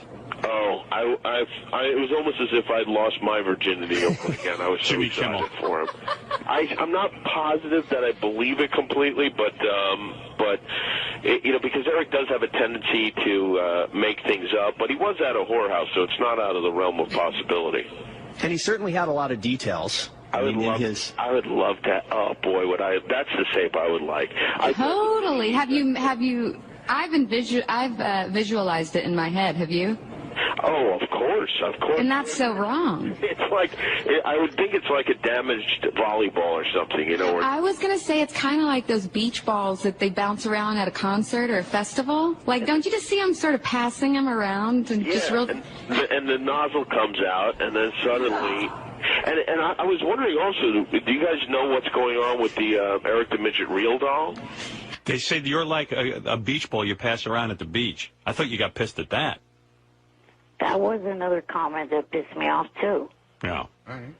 Yeah, you took a beating. Did you hear when they called you off? Yeah, and then some of the people, I forget who was who, but some of the people think you're a waste of time, and Jillian doesn't even want to hear you on the air. Ooh. Jillian goes, I don't want to ever hear that. Jillian was like, I don't even get the whole Eric the Midget thing. Like, Really? why? She goes, when he comes on, I turn off the radio. Oh, Eric was getting slammed by Jillian. Wow. Because Jillian's Slammed. such a fan. Yeah, but she said the one thing she hates is Eric the Midget. Wow. Anyway, so Eric the Midget took a pretty good pounding on that show, too. Hey, Eric, I couldn't talk to you before. What is it you want to say? I guess you have a rebuttal. Well, I don't know what the hell her problem is. I never had anything for her to begin with, and she just starts off on me. Now it's on my shit big time. Who are you upset with, Jillian Barbrey? Jillian, and then, of course, your fat, chubby-ass, unfriendly or unfunny little friend, Jimmy Kimmel. What did he do? What did he do? Calling me a deflated beach ball or whatever he called me. He said that you having, Eric announced that he lost his virginity over at the Bunny Ranch, and Jimmy and Natalie. And by the way, Jimmy, FYI, it was all true, you stupid sack. He also implied that he didn't know how true it was. Yeah, well, Eric, in fact, Eric in 2 weeks, I think, is coming in here with his 2 hookers that he has with. That's what I heard. Is that true, Eric? Yes, it is. Yes. You're going to be in our studios? Eric's flying in. If you want, bring Ed Torian in. Okay, we will. Then we'll settle a lie it. detector? Yep, he'll take a lie detector. Did you ever call Eric the Midget? Johnny has nothing to do with it either. By the way, SFN retards. You're saying you got these girls on your own? Yes, It was set up between Dennis Hoff, myself, and Rich. That was it. Well, anyway, Eric was upset for a couple of reasons. Jimmy Kimmel on the Superfan Celebrity Roundtable version 1 said that when he envisioned... Please don't have a version 2. At least leave Jimmy and Natalie and Jillian out of it. The other 3 were cool. Well, what they were envisioning Eric's to look like is if someone deflated a volleyball or a beach ball. Passing it around. And passing it around. Yeah. As if Eric was just a deflated ball that people could just pick up and throw around. And I guess Natalie went along with it, too. And I don't know what Jillian said about Eric. Oh, Jillian just doesn't like Eric on the air. She doesn't get it. She's a flat-out airheaded... Well, she says when you call in, she turns off, and she says, I'm a super fan, and I just can't stand Eric. Yeah, this system not only shrunk her weight, it shrunk her brain. She said Jillian's exact quote was, when she hears Eric, she wants to drive off the road. Ralph. Go ahead. No one will miss you. I like when Eric's on the attack like this. Thanks, Beach Ball. Ralph, what's on your mind? I got to agree with Eric. Jimmy's an asshole. He was right about one thing. Chevy was really inappropriate. It really wasn't funny, and he was dressed worse than Artie, if that's possible. He had jeans on. Don't change the subject, Ralph. But, you know what? Jimmy's an ass, and he had his chance, and he had a chance to be nice, and he wasn't, and he's just mad. I couldn't care less. What are you talking about? I don't even know what you're talking about. Jimmy's an ass. Why is Jimmy an ass? He's got a two-faced personality to him. Exactly. Really? Ralph, what are you saying? Well, first of all, listen, he has Eric on his... crap, I'm agreeing with Ralph. Yeah, it's the worst day It's a ever. bad day. He has Eric on his show. He's all nice to him, and then he bashes him on the air. You know, and Jimmy's just mad at me because I point out how he rips you off. First of all, Jimmy is the biggest Eric the Midget fan out there. Yeah, that's why he trashed him the next day. He didn't trash him. He just said the guy looks like a deflated beach ball. He's, you know. And that's why I'm sure Disney would really appreciate on his MySpace page him posting a campaign to get the Eric the Real Doll done. Come on. You know the Eric the Real Doll is going to catapult you into a whole nother region of fame. You know what? I'm on thin ice already with my family. I don't want that thing to come out. Are you kidding? Your family? What do they got to do with it? You're a grown man. You're 35 years old. They're pissed with the trip I took. What, to the whorehouse? Yes. You're a grown midget. I don't care. That's what I tell them. They're hard-headed. You're a fully grown midget. What are they saying to you? What is your family saying? They want to kick myself and my roommate out of this house that they own. That's playing hardball. Did you explain to them that you finally got laid, that you're a grown man, and that you wanted to have... Did you explain that to them? Yeah, I did. They don't get what that? What did they say you're supposed to do? Wait for some nice girl? No, honestly, man. I mean, what's with his family? That or not only that, he didn't ask to be a midget. Right. And this is his one chance at happiness, and they're going to with that? Did you show your dad the chick's picture? No, but I mean, seriously. Any man would understand that. What did they say? Stay what? Well, I said, what their other thought, maybe what, for me to stay a virgin my whole life? Oh. Yeah, that'd be great. No, your family's out of line. You didn't do anything wrong. A beach ball virgin. Did they call up and just start yelling at you? No, I informed them because of the fact of I didn't want them to read it secondhand online. Where are your parents going to go online and read about you getting laid? Yeah, keep your mouth shut, though. Is that how they check up on you? His parents are Mutt and his wife. Eric, never tell you. They go to Mark's website. They go to Mark's friggin'? Yeah. What, are they super fans? No, they just want to check up and see what I'm doing. Well, just say it was a bit. Don't even tell them. Or why not ask you? You're in the house. Call up and say, how you doing? Wow. I don't know, man. I'm just... Oh, trust me, my roommate and I are not too happy. We're trying to look for our own way out of this. You're trying to move out? Yeah, possibly. Yeah. You need money to do that? What did your parents say when you told them you were at the whorehouse? They just didn't like it, and I was like, so what? What'd they say? They just think that I'm starting to become an embarrassment embarrassment to the family. Starting. You've always been an embarrassment to that family. Oh, shut up, big nose. You're a filthy mouth, evil midget. We're trying to help you here, and you're bad-mouthing us. We're on your side, man. Eric was stellar before. What is it, Gary? Shockingly, for the first time in ages, I actually feel sorry for Eric on a couple levels. First of all, not me. The guys, listen. His family's got to understand that it's very difficult for him to meet women, right? And they got to understand that the guy, no matter what height and shape and everything, that a guy's got needs. Yeah, he's fine. And the other thing is, he's like a man-child because he's very independent, except he can't. He's totally tied to them. And I met his roommate. His roommate ain't no young Warren Beatty either. He's not going to get anywhere being that wingman. Eric, would your parents ever really put you out on the street? I certainly hope not. They would. Actually, they wouldn't. Just do whatever you want. Threaten it, though. You want to know what, though, Eric? Your parents ain't going to throw you out. Take a look at you. There's no way they'd be heartless like that. Everything. Do drugs. Get drunk. Whack chicks. Is that what is that? At the bottom? What are you talking about? If he starts drinking, Sal said, we know what it can lead. You know what? There's something wrong with you. You're going out handing out hundreds, and you're off the wall. I'm up money.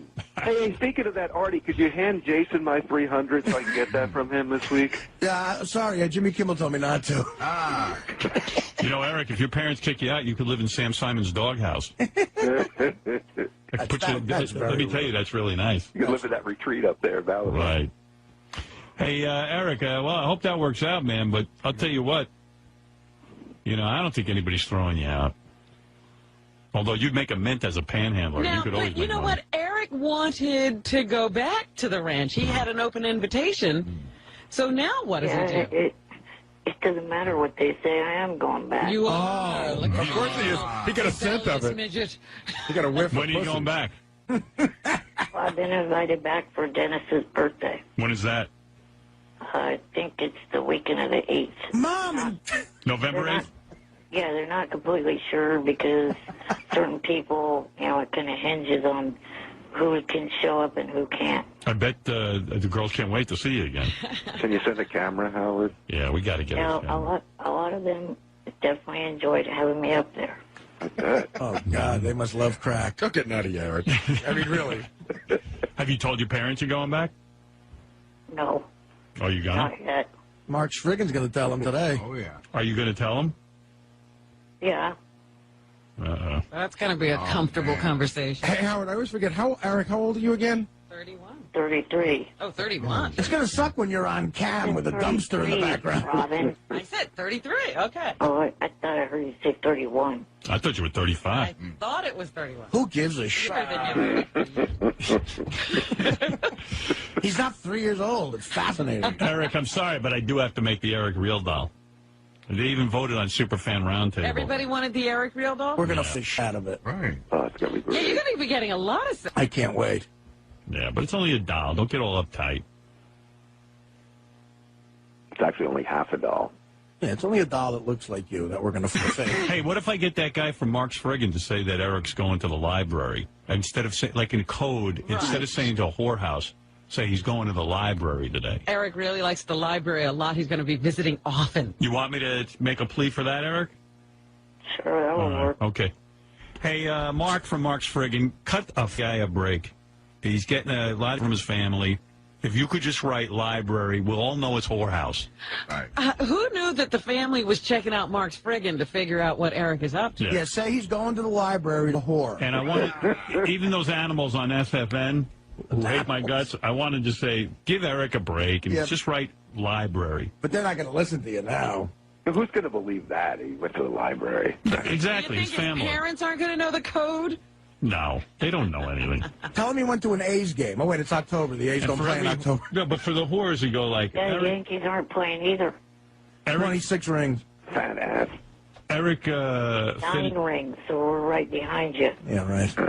Eric finished 5 books this weekend. Instead of girls, you say books. Girls are books and library is whorehouse. Yeah, the A's are right behind the Yankees, like you're right behind Larry Bird in height, you dick face. Last week, Eric would have said he read 2 books. Right.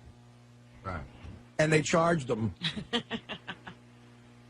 And then the book vomited. Book picked him up and put him on the bed. I know the dude from Mark's Friggin has like unbelievable rules about what he does. Oh, and really? Yeah, but if he could make an exception on this, that would be very nice. Give a midget a break. I bet he won't do it. Because I know Mark Friggin, and he's a nice guy. We tried to get him to write some stuff for the website. He didn't like his words being abbreviated even. Wow. He's got a whole thing going. He's just like, I'd rather... So you don't think he's going to accept a code? Yeah, we were going to give him like a job to write the howardstern.com, and he was like, but you guys edit my stuff. And we're like, well, yeah, I mean, it's a little lengthy. Have you ever met Mark Friggin? Looks like Bernard Getz. Does he? Yeah. He's an odd-looking guy. He's a nice guy. What are you talking about? Bernard Getz is a handsome dude. But I don't know Mark personally, but I know, I know what he does, and I admire his abilities. He's been in the JFSC before. He's cool. All right. Nobody cares. Well, he's going to help you out, I think. JFSC right now is not too cool, and I left it. You're gone with You're it? separated for a while. What happened? Did they put in a height requirement? No, come on. What happened? Two of the mods are being a little jealous or something. They booted out one of the Bunny Ranch girls and banned her, and then kicked out Rich earlier, too. Oh, but he's defending his turf. But you are the JFSC. Without you, there really isn't much to it. Johnny and I, but the two lead mods are on a little power trip right now. The two lead what? Monitors. You see, they got moderators on there, right? Mods. Okay. Mods who, kick people out. But I thought Eric was in charge of kicking people out of his website. But it turns out the moderators are, and they kicked off one of his girlfriends from the Bunny Ranch. I kick out a lot of people, too. But these two have the power to ban people out and other stuff like that. Why would they kick off a chick from the Bunny Ranch? I don't know. Johnny's not too happy about it either. Wasn't it his site? Isn't it called the Johnny Fratto Social Club, JFSC? Yeah, it's the tech person that's doing it that created the whole thing for Johnny. Did those girls break Stick'em rules? What is that when you go, they broke the Stick'em rules? Oh, no. They didn't show any nudity or anything like that. That's the main Stick'em rule that we have to stick by. What's Stick'em? The company that gives us access to the chat. It's the whole world that I'm sucked into. You see, I know that Jillian tuned out 10 minutes ago, but I got to tell you, I'm fascinated. This guy's on a website. It's JFSC. It's named after Johnny. Johnny and Eric leave. Eric's got the only show on there. I don't know if Johnny particularly left, but he definitely wasn't happy when I was talking to him about what they were doing. All right. Well, at least girls know that if they sleep with Eric, he will defend their honor to the death. Yeah, ladies, get ready to spread those legs. Eric's going to be out there again on November 8th. He's going to be out there to few hard. Yeah, he'll even be homeless. You can hear the girls running out now. They're ready to... Like the Munster Mobile. Yeah. You go over to that Bunny Ranch and all of a sudden you hear the cars... All the girls are taking vacation. I wanted to fish chick, but she told me she has AIDS. Run! Wack Pack! None of them have that there. They're all clean. Right, they'd be lying to you. They're already saying they're lying not to get out of having to. They are all clean. Yeah. Oh. All right. All right, Eric. Well, I wish you luck with all your controversies, including your family, including your feud now with Jillian Barbrey, Natalie Maines, and Jimmy Kimmel. Does your gutter have Wi-Fi? Because you're going to be in it soon. Can you get that on the street? The other three celebrities were real cool. I definitely don't have any problems with them. All right, Eric. Thank you. All right, Ralph. Thank you. Thank you. Bye for now. Bye for now. Oh, Ralph, shut up.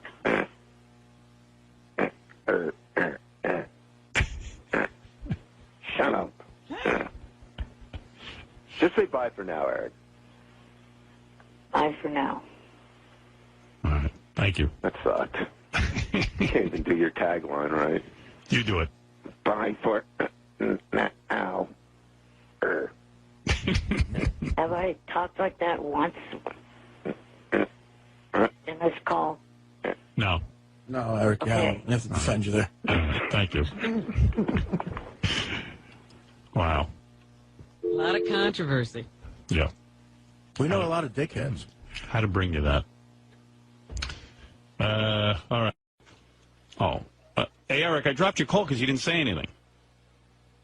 Eric? I didn't say anything because I was being polite, letting idiots finish their conversation. Well, I guess that went out the window. Not to say anything. The person don't pick up their line till you're done arguing with each other. I just want to say one quick thing. So he's being polite now. Rolling Stone magazine, the new issue just came out with Barack Obama on the cover. It is so weird because I've been reading Rolling Stone since I'm 18 years old. And it used to be a bigger magazine, and it wasn't a glossy. Now it looks like GQ, right? It's the new. I told you that yesterday. That was one of my news stories. Yeah, Rolling Stone. Rolling Stone has cut itself down to the size of every other magazine. Yeah, to save money, and it's weird because it doesn't look like Rolling Stone anymore. Right, it doesn't distinguish itself anymore on the newsstand like it did. It stopped looking like Rolling Stone when they put In Sync on the cover. Good point. All right, they quickly. Said we might as well shrink it. We're putting In Sync on the cover. Eric, I've got 1 minute exactly. I got to get to break, and I got to get to Colin Quinn. So go ahead. Did you hear a word of what I just said? What'd you say? I said, what if you pick up my line? All right. All right, goodbye. All right, let's take a break. We'll be back right after these words. He's right.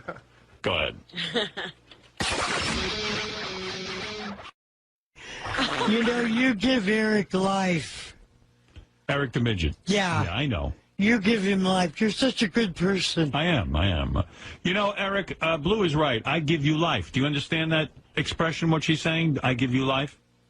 Yeah. Yeah. And you appreciate that? You appreciate that I give you life? Yeah. Oh. Oh, there you go. Yeah, every one of the Wack Packers, you do for them. Right. And I love you for that. Well, thank you, Blue. And Blue, enjoy your time in New York. I know you're from Los Angeles. You're in the How long will you be here? How long will you be visiting this fine state of New York? Till Wednesday. Till Wednesday. And what is your agenda? I would make some prank calls. You can do some with Richard and South? Yeah. Calls? Good, The yeah. Jack and Rod show. All right, good. All right. Will you be speaking at the UN? I understand. No. No? Are you Okay. here for the signatories? I'm going to be doing a 3-act play called Blue Moon and Rejoice, the 3 comedians. All right. And we've got a producer and a director and a money person. Well, let me thank you for stopping by, and I wish you good health. How come you don't pick up my calls? What? I call you, you don't pick them up. I don't have a phone where I pick up calls. I don't. You're calling the show, and they record them, and that's it. There's no phone. I don't sit by a phone and pick it up. You know, I got a life. I'm not Ganji. I'm not blogging all day. Yeah. For the same reason I don't pick up your calls. Have you ever met Mr. Flint? Have you ever met him in person? Yeah. You did. You worked for his company, and he... No, I met him before that. You did. I have his screenplay. I don't recall that. All right, very good. All right. Well, anyway, we're going to be back, right? Eric, did you have anything you wanted to add? I just wanted to know if Artie brought in the package of No. We'll never see them, Eric. I forgot again. Eric, what did I tell you when you told me you wanted Artie to bring in pictures here for you? I told you the guy is irresponsible. He can't do it. The man's an ex-heroin addict. Yeah. And I use the word ex, like not really knowing what's going No, on. honestly, I'm a current heroin addict. Are you? No. Well, I mean, they say you always are. You're always an addict. You're always an addict. Yeah, isn't that great? Yeah. It's going to go on the rest of your life. Yeah, isn't that great? You'll be able to say that forever. I quit smoking because I thought if I'm ever on a desert isle, I'll go crazy without a cigarette. Right. So I quit. Yeah, Year so and a half. You quit under the reasoning that in case you're ever on a desert island. Right. Okay. So you're delusional. Yeah. All right. Eric, listen, I told you if you gave Artie pictures, they will get lost in the abyss that is Artie's bag. They are somewhere in my apartment, but... Where they are, you don't know. Also, a laptop computer and an iPhone are there, too, and I cannot find them. Eric, listen to me next time, okay? All right. Artie, could you please try to find them by Thursday? Yeah. No, he's not going to find them, Yeah, that'll be the first thing I do. I'll go home, and before I order raviolis from uptown, I will look for your pictures. I told Eric, don't give Artie anything. I told him. He didn't listen. And he wouldn't listen. All right, Eric, thank you. Blue Iris, you're a doll. Somebody wants to yell at Steve Langford, Eric the Midget. Yes, Eric, go ahead. Hi, I was calling because I left Steve 2 voice voicemails, and I thought I heard something that you were going to play them earlier. No, we don't care. So we weren't going to play them, but if you want to say something to Steve, now would be the time. I feel that you are interfering in my business with Johnny. I have not heard from him in days, and the one time I was close to talking to him yesterday when he called in this show, Stern never let me on air. I didn't see you were on the air, actually. I didn't see you were on the phone. I would have. I was on hold. Yeah, I didn't see it. You know what it is? Sometimes I'm in the middle of something. I can't check every name. You're not the only phone caller. Yeah, there's a whole stream of callers calling in. I didn't see that you were on. I would have put you through. I was hoping to get on air while Johnny was on with you to see what was going on. Well, I was talking to Johnny about something else. I felt, first of all, I didn't see you were on, and also maybe it would have interrupted the flow. Now, you still haven't heard from Johnny, though, huh? No. Steve, how are you responsible for his relationship with Johnny? And what is the connection? Do you hold any responsibility in this? There is no connection whatsoever, but clearly Johnny Fratto and I are the best thing that ever happened to Eric the Midget. Right. I agree. I mean, you publicize him and publicize his work. Absolutely. Because it's interesting. Yeah, I don't think Johnny is, I don't think you have anything to do with Eric not hearing from Johnny. No, I think Johnny just gets a little burnt out on Eric. Yeah, he's busy. He's busy.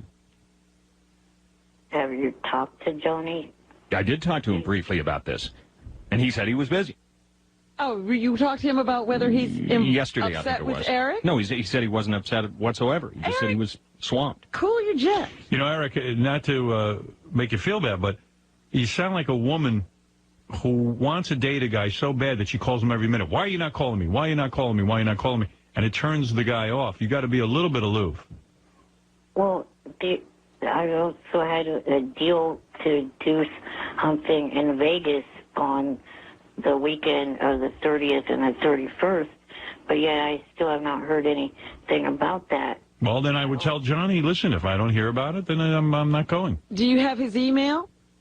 Yeah. Then just drop him a line. So you need the particulars. And if he doesn't give you particulars, then assume you're not going. Yeah, be done with it. Don't start calling all the time. So you tried. That's it. It was supposed to be a paid thing that him and I were going to go to, and well, I guess it's not happening. I think he said something about Brandy Tallur was supposed to be there as well. Who? Brandy Tallur, Rob. She's Playboy or something? I don't know. No, a porn star that I really like. Oh. Well, you know what, Eric? I'm going to tell you something about life. When somebody doesn't respond to you, you walk away and you just say, look, when he's ready to talk, he'll call me. That's it. Yeah, don't assume that it means anything. Just wait for your answer. Zero. Yeah. What are the amount of dollars that'll probably be coming in from that appearance? 0.0. All right, Eric, thank you. And there's your conversation with Steve Good luck to you. Hope you and Johnny get in touch soon. Eric the Midget, you're on the air in Sacramento. All right, no Eric the Midget. I'll hang up. All right. Goodbye. I guess he's not there. I guess Eric's not on the air, so I'll have to hang up. Let's do it.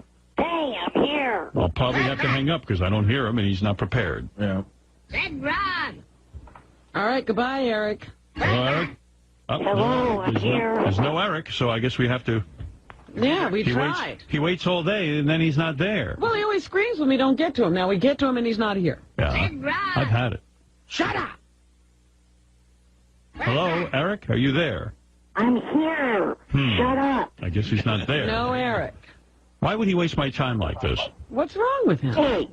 Hello? Hello. Is Eric there, please? Hello? No Eric, I guess. There's no Eric. All right, well, I guess we have to move along. He's probably jerking off right now. It's as bad as we What speak. the fuck is your problem? Well, wait a minute. Let's listen. Can we hear him snoring or something? Did he fall He asleep? might have fallen asleep. I'll hold on for a second and see if I can hear him. I'm waiting, but I don't hear him. I don't hear a thing. I'll hold on for like 30 more seconds. Where does he go? He must go jerk off in his bed. He's probably buying an A's hat. You think he had to go to the bathroom or something? Maybe he's in the bathroom. I'll wait 30 seconds. I'll count down. 30, 29, Probably takes forever. He's taking a shot. 28, 27, 26, 25.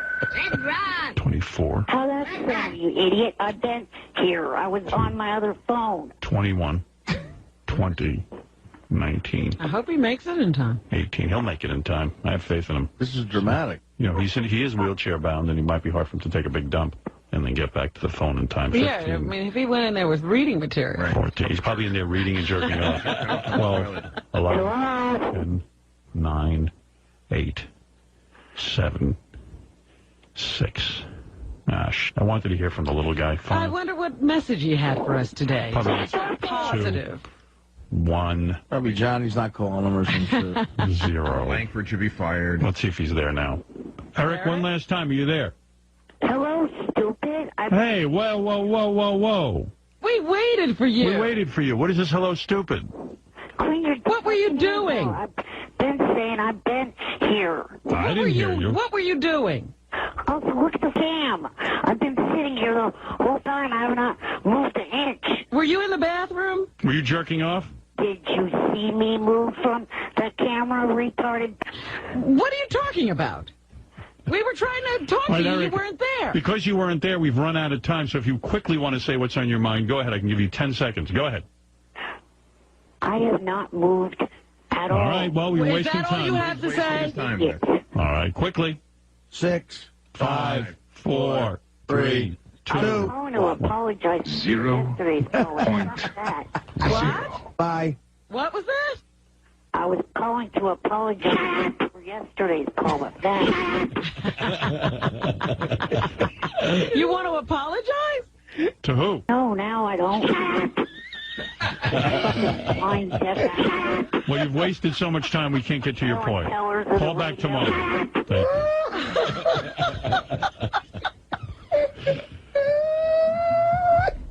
Please, next time, please be on the phone when I pick up. That's right. Just get here. Try to be more professional.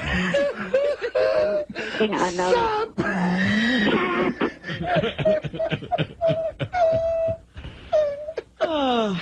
Little fucking... All right, Eric, quickly, what is it? I love this kid. What? Go ahead, there's been a mix-up. Go ahead. I was calling because of today Johnny Fratto's magazine comes out. Mafia magazine, and also wanted to congratulate George on behalf of the JFSC on his upcoming wedding. All right, thank you very much. Very nice. Very nice. All right, thank you, Eric. Bye-bye. That was Eric the Midget. Put your head back in your ass. Who was wishing George Takei a lovely future with his bride, Brad. Well, that's very sweet of him. All right, Eric the Midget, you're on the air. Finally. Oh, God. Oh, boy. I'm going to explain it to you one last time. You little Eric, the show isn't about you. I try to get to you when I can. I do not mind sitting through guest interviews, but sitting through, like I've been sitting through... Then hang up! Pisses me off. Who needs to hear from you then? Then hang up. I'm calling because your stupid-ass reporter, Langford, I think, is getting to Johnny and getting Johnny to cut me out of... How's that? I don't think so. I think Johnny's probably had it with you. What is it Johnny cut you out of? Well, it's been almost 5 days since I've heard from Johnny and nothing. Yeah, but Eric, you're misled. For a minute. The fact that you... Shut up and let me finish. But Eric, you're not understanding something. Let me correct you. Johnny likes publicity, and when Steve Langford talks about you on the air, he is getting publicity for these events. So Steve Langford isn't the problem. Johnny probably just doesn't want to deal with you. Shut up. Let me fucking finish. You little douche. All right, go ahead. Shut up, fat loser. Go back on heroin. I wish I was on it right now listening to you. Red Ron. What could you possibly have to say that's interesting? 0.0. 0. It's been almost a week since I've heard from Johnny. I think his Langford stories that he's been doing is getting Johnny to start cutting me out. What could he have said? What did Langford report on that could have pissed Johnny off? Can you let me get through that sentence before cutting me off? Well, look, I think that you are completely misreading the situation. Steve Langford's reports keep you in the news, and that's what Johnny's after. Johnny's probably pissed at you because of you. Yeah, Johnny just doesn't like dealing with you. Honestly. He doesn't mind dealing with me at all. Then why isn't he calling you? Rip him off. But why isn't he calling you? Because he didn't care about Steve Langford. He's just not interested. Once in a while he's interested, and sometimes he's not. Well, you sound pissy. What happened to you? You're tough to take. You have to understand that. Eric, what happened to you? You sound horrible today. Like, just angry and... Well, he lost Johnny, he thinks. Oh, I see.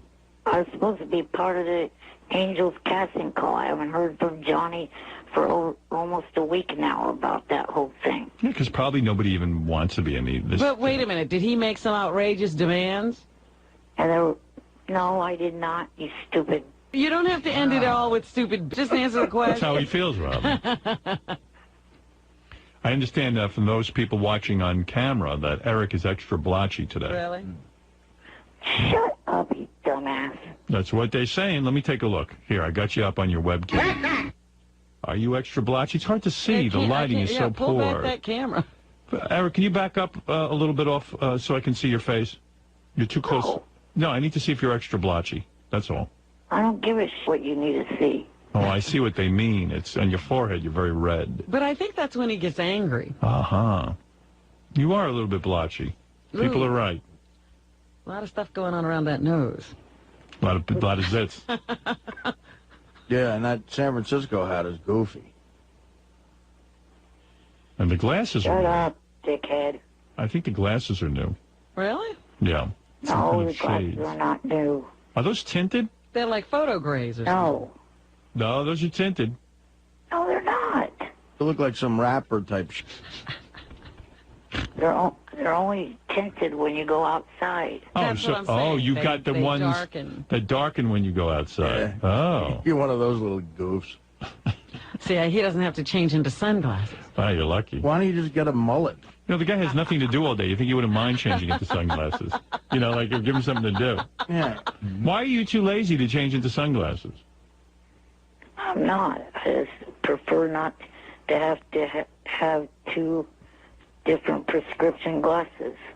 So you go indoors and they brighten up, and then you go outside and then they darken. How do they know? Well, all right, Eric. Well, thank you. I don't believe that Steve Langford's your problem. I think you have problems with Johnny. And I don't think it has anything to do with Steve Langford. What was your last conversation with Johnny? It was about, the casting call and also a thing that was possibly going to happen on Labor Day weekend in Vegas. But I haven't gotten any more information about that either. Well, he'll get back to you when he's ready. That's all. He doesn't have an answer for you. All right. Thank you, Eric, and have a nice day. I believe it's all to do with Langford. All right. Well, I don't think so, but maybe I'm wrong. Thank you. Bye. Bye. All right, there, Eric the Midget, who says that Steve Langford is ruining his relationship with Johnny Fratto.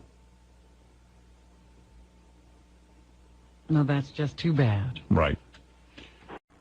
Good morning. Good morning. I was calling in because the fact that I'm sick and tired of hearing story after story after story about me done on the news by Langford. Red Rock! Stop listening. Well, I don't even have to listen, you stupid cackling dick. Wow. Well, Eric, I would think you'd be complimented that Steve Langford takes an interest in you. He's an asswipe. He can't get anything straight. Well, it sounded yesterday like he He did. himself's not even straight. Ah, come on. He uncovered something so funny Eric's been going on Stern Fan Network posing as someone named Romeo Blues. Right, or something like that. And, you know, that's funny. And while you can't see the humor in it, that's wild. And the other thing was that he had a personal appearance where he got 0.0 people to show up. 0.0. Red Ron! There would have been, I talked to the guy that works at Arco today. There would have been more people that would have been there. The only thing is they made the mistake and ordered the tickets the wrong way. 0.0. Carter, you're on the air with Eric. Yes, Carter.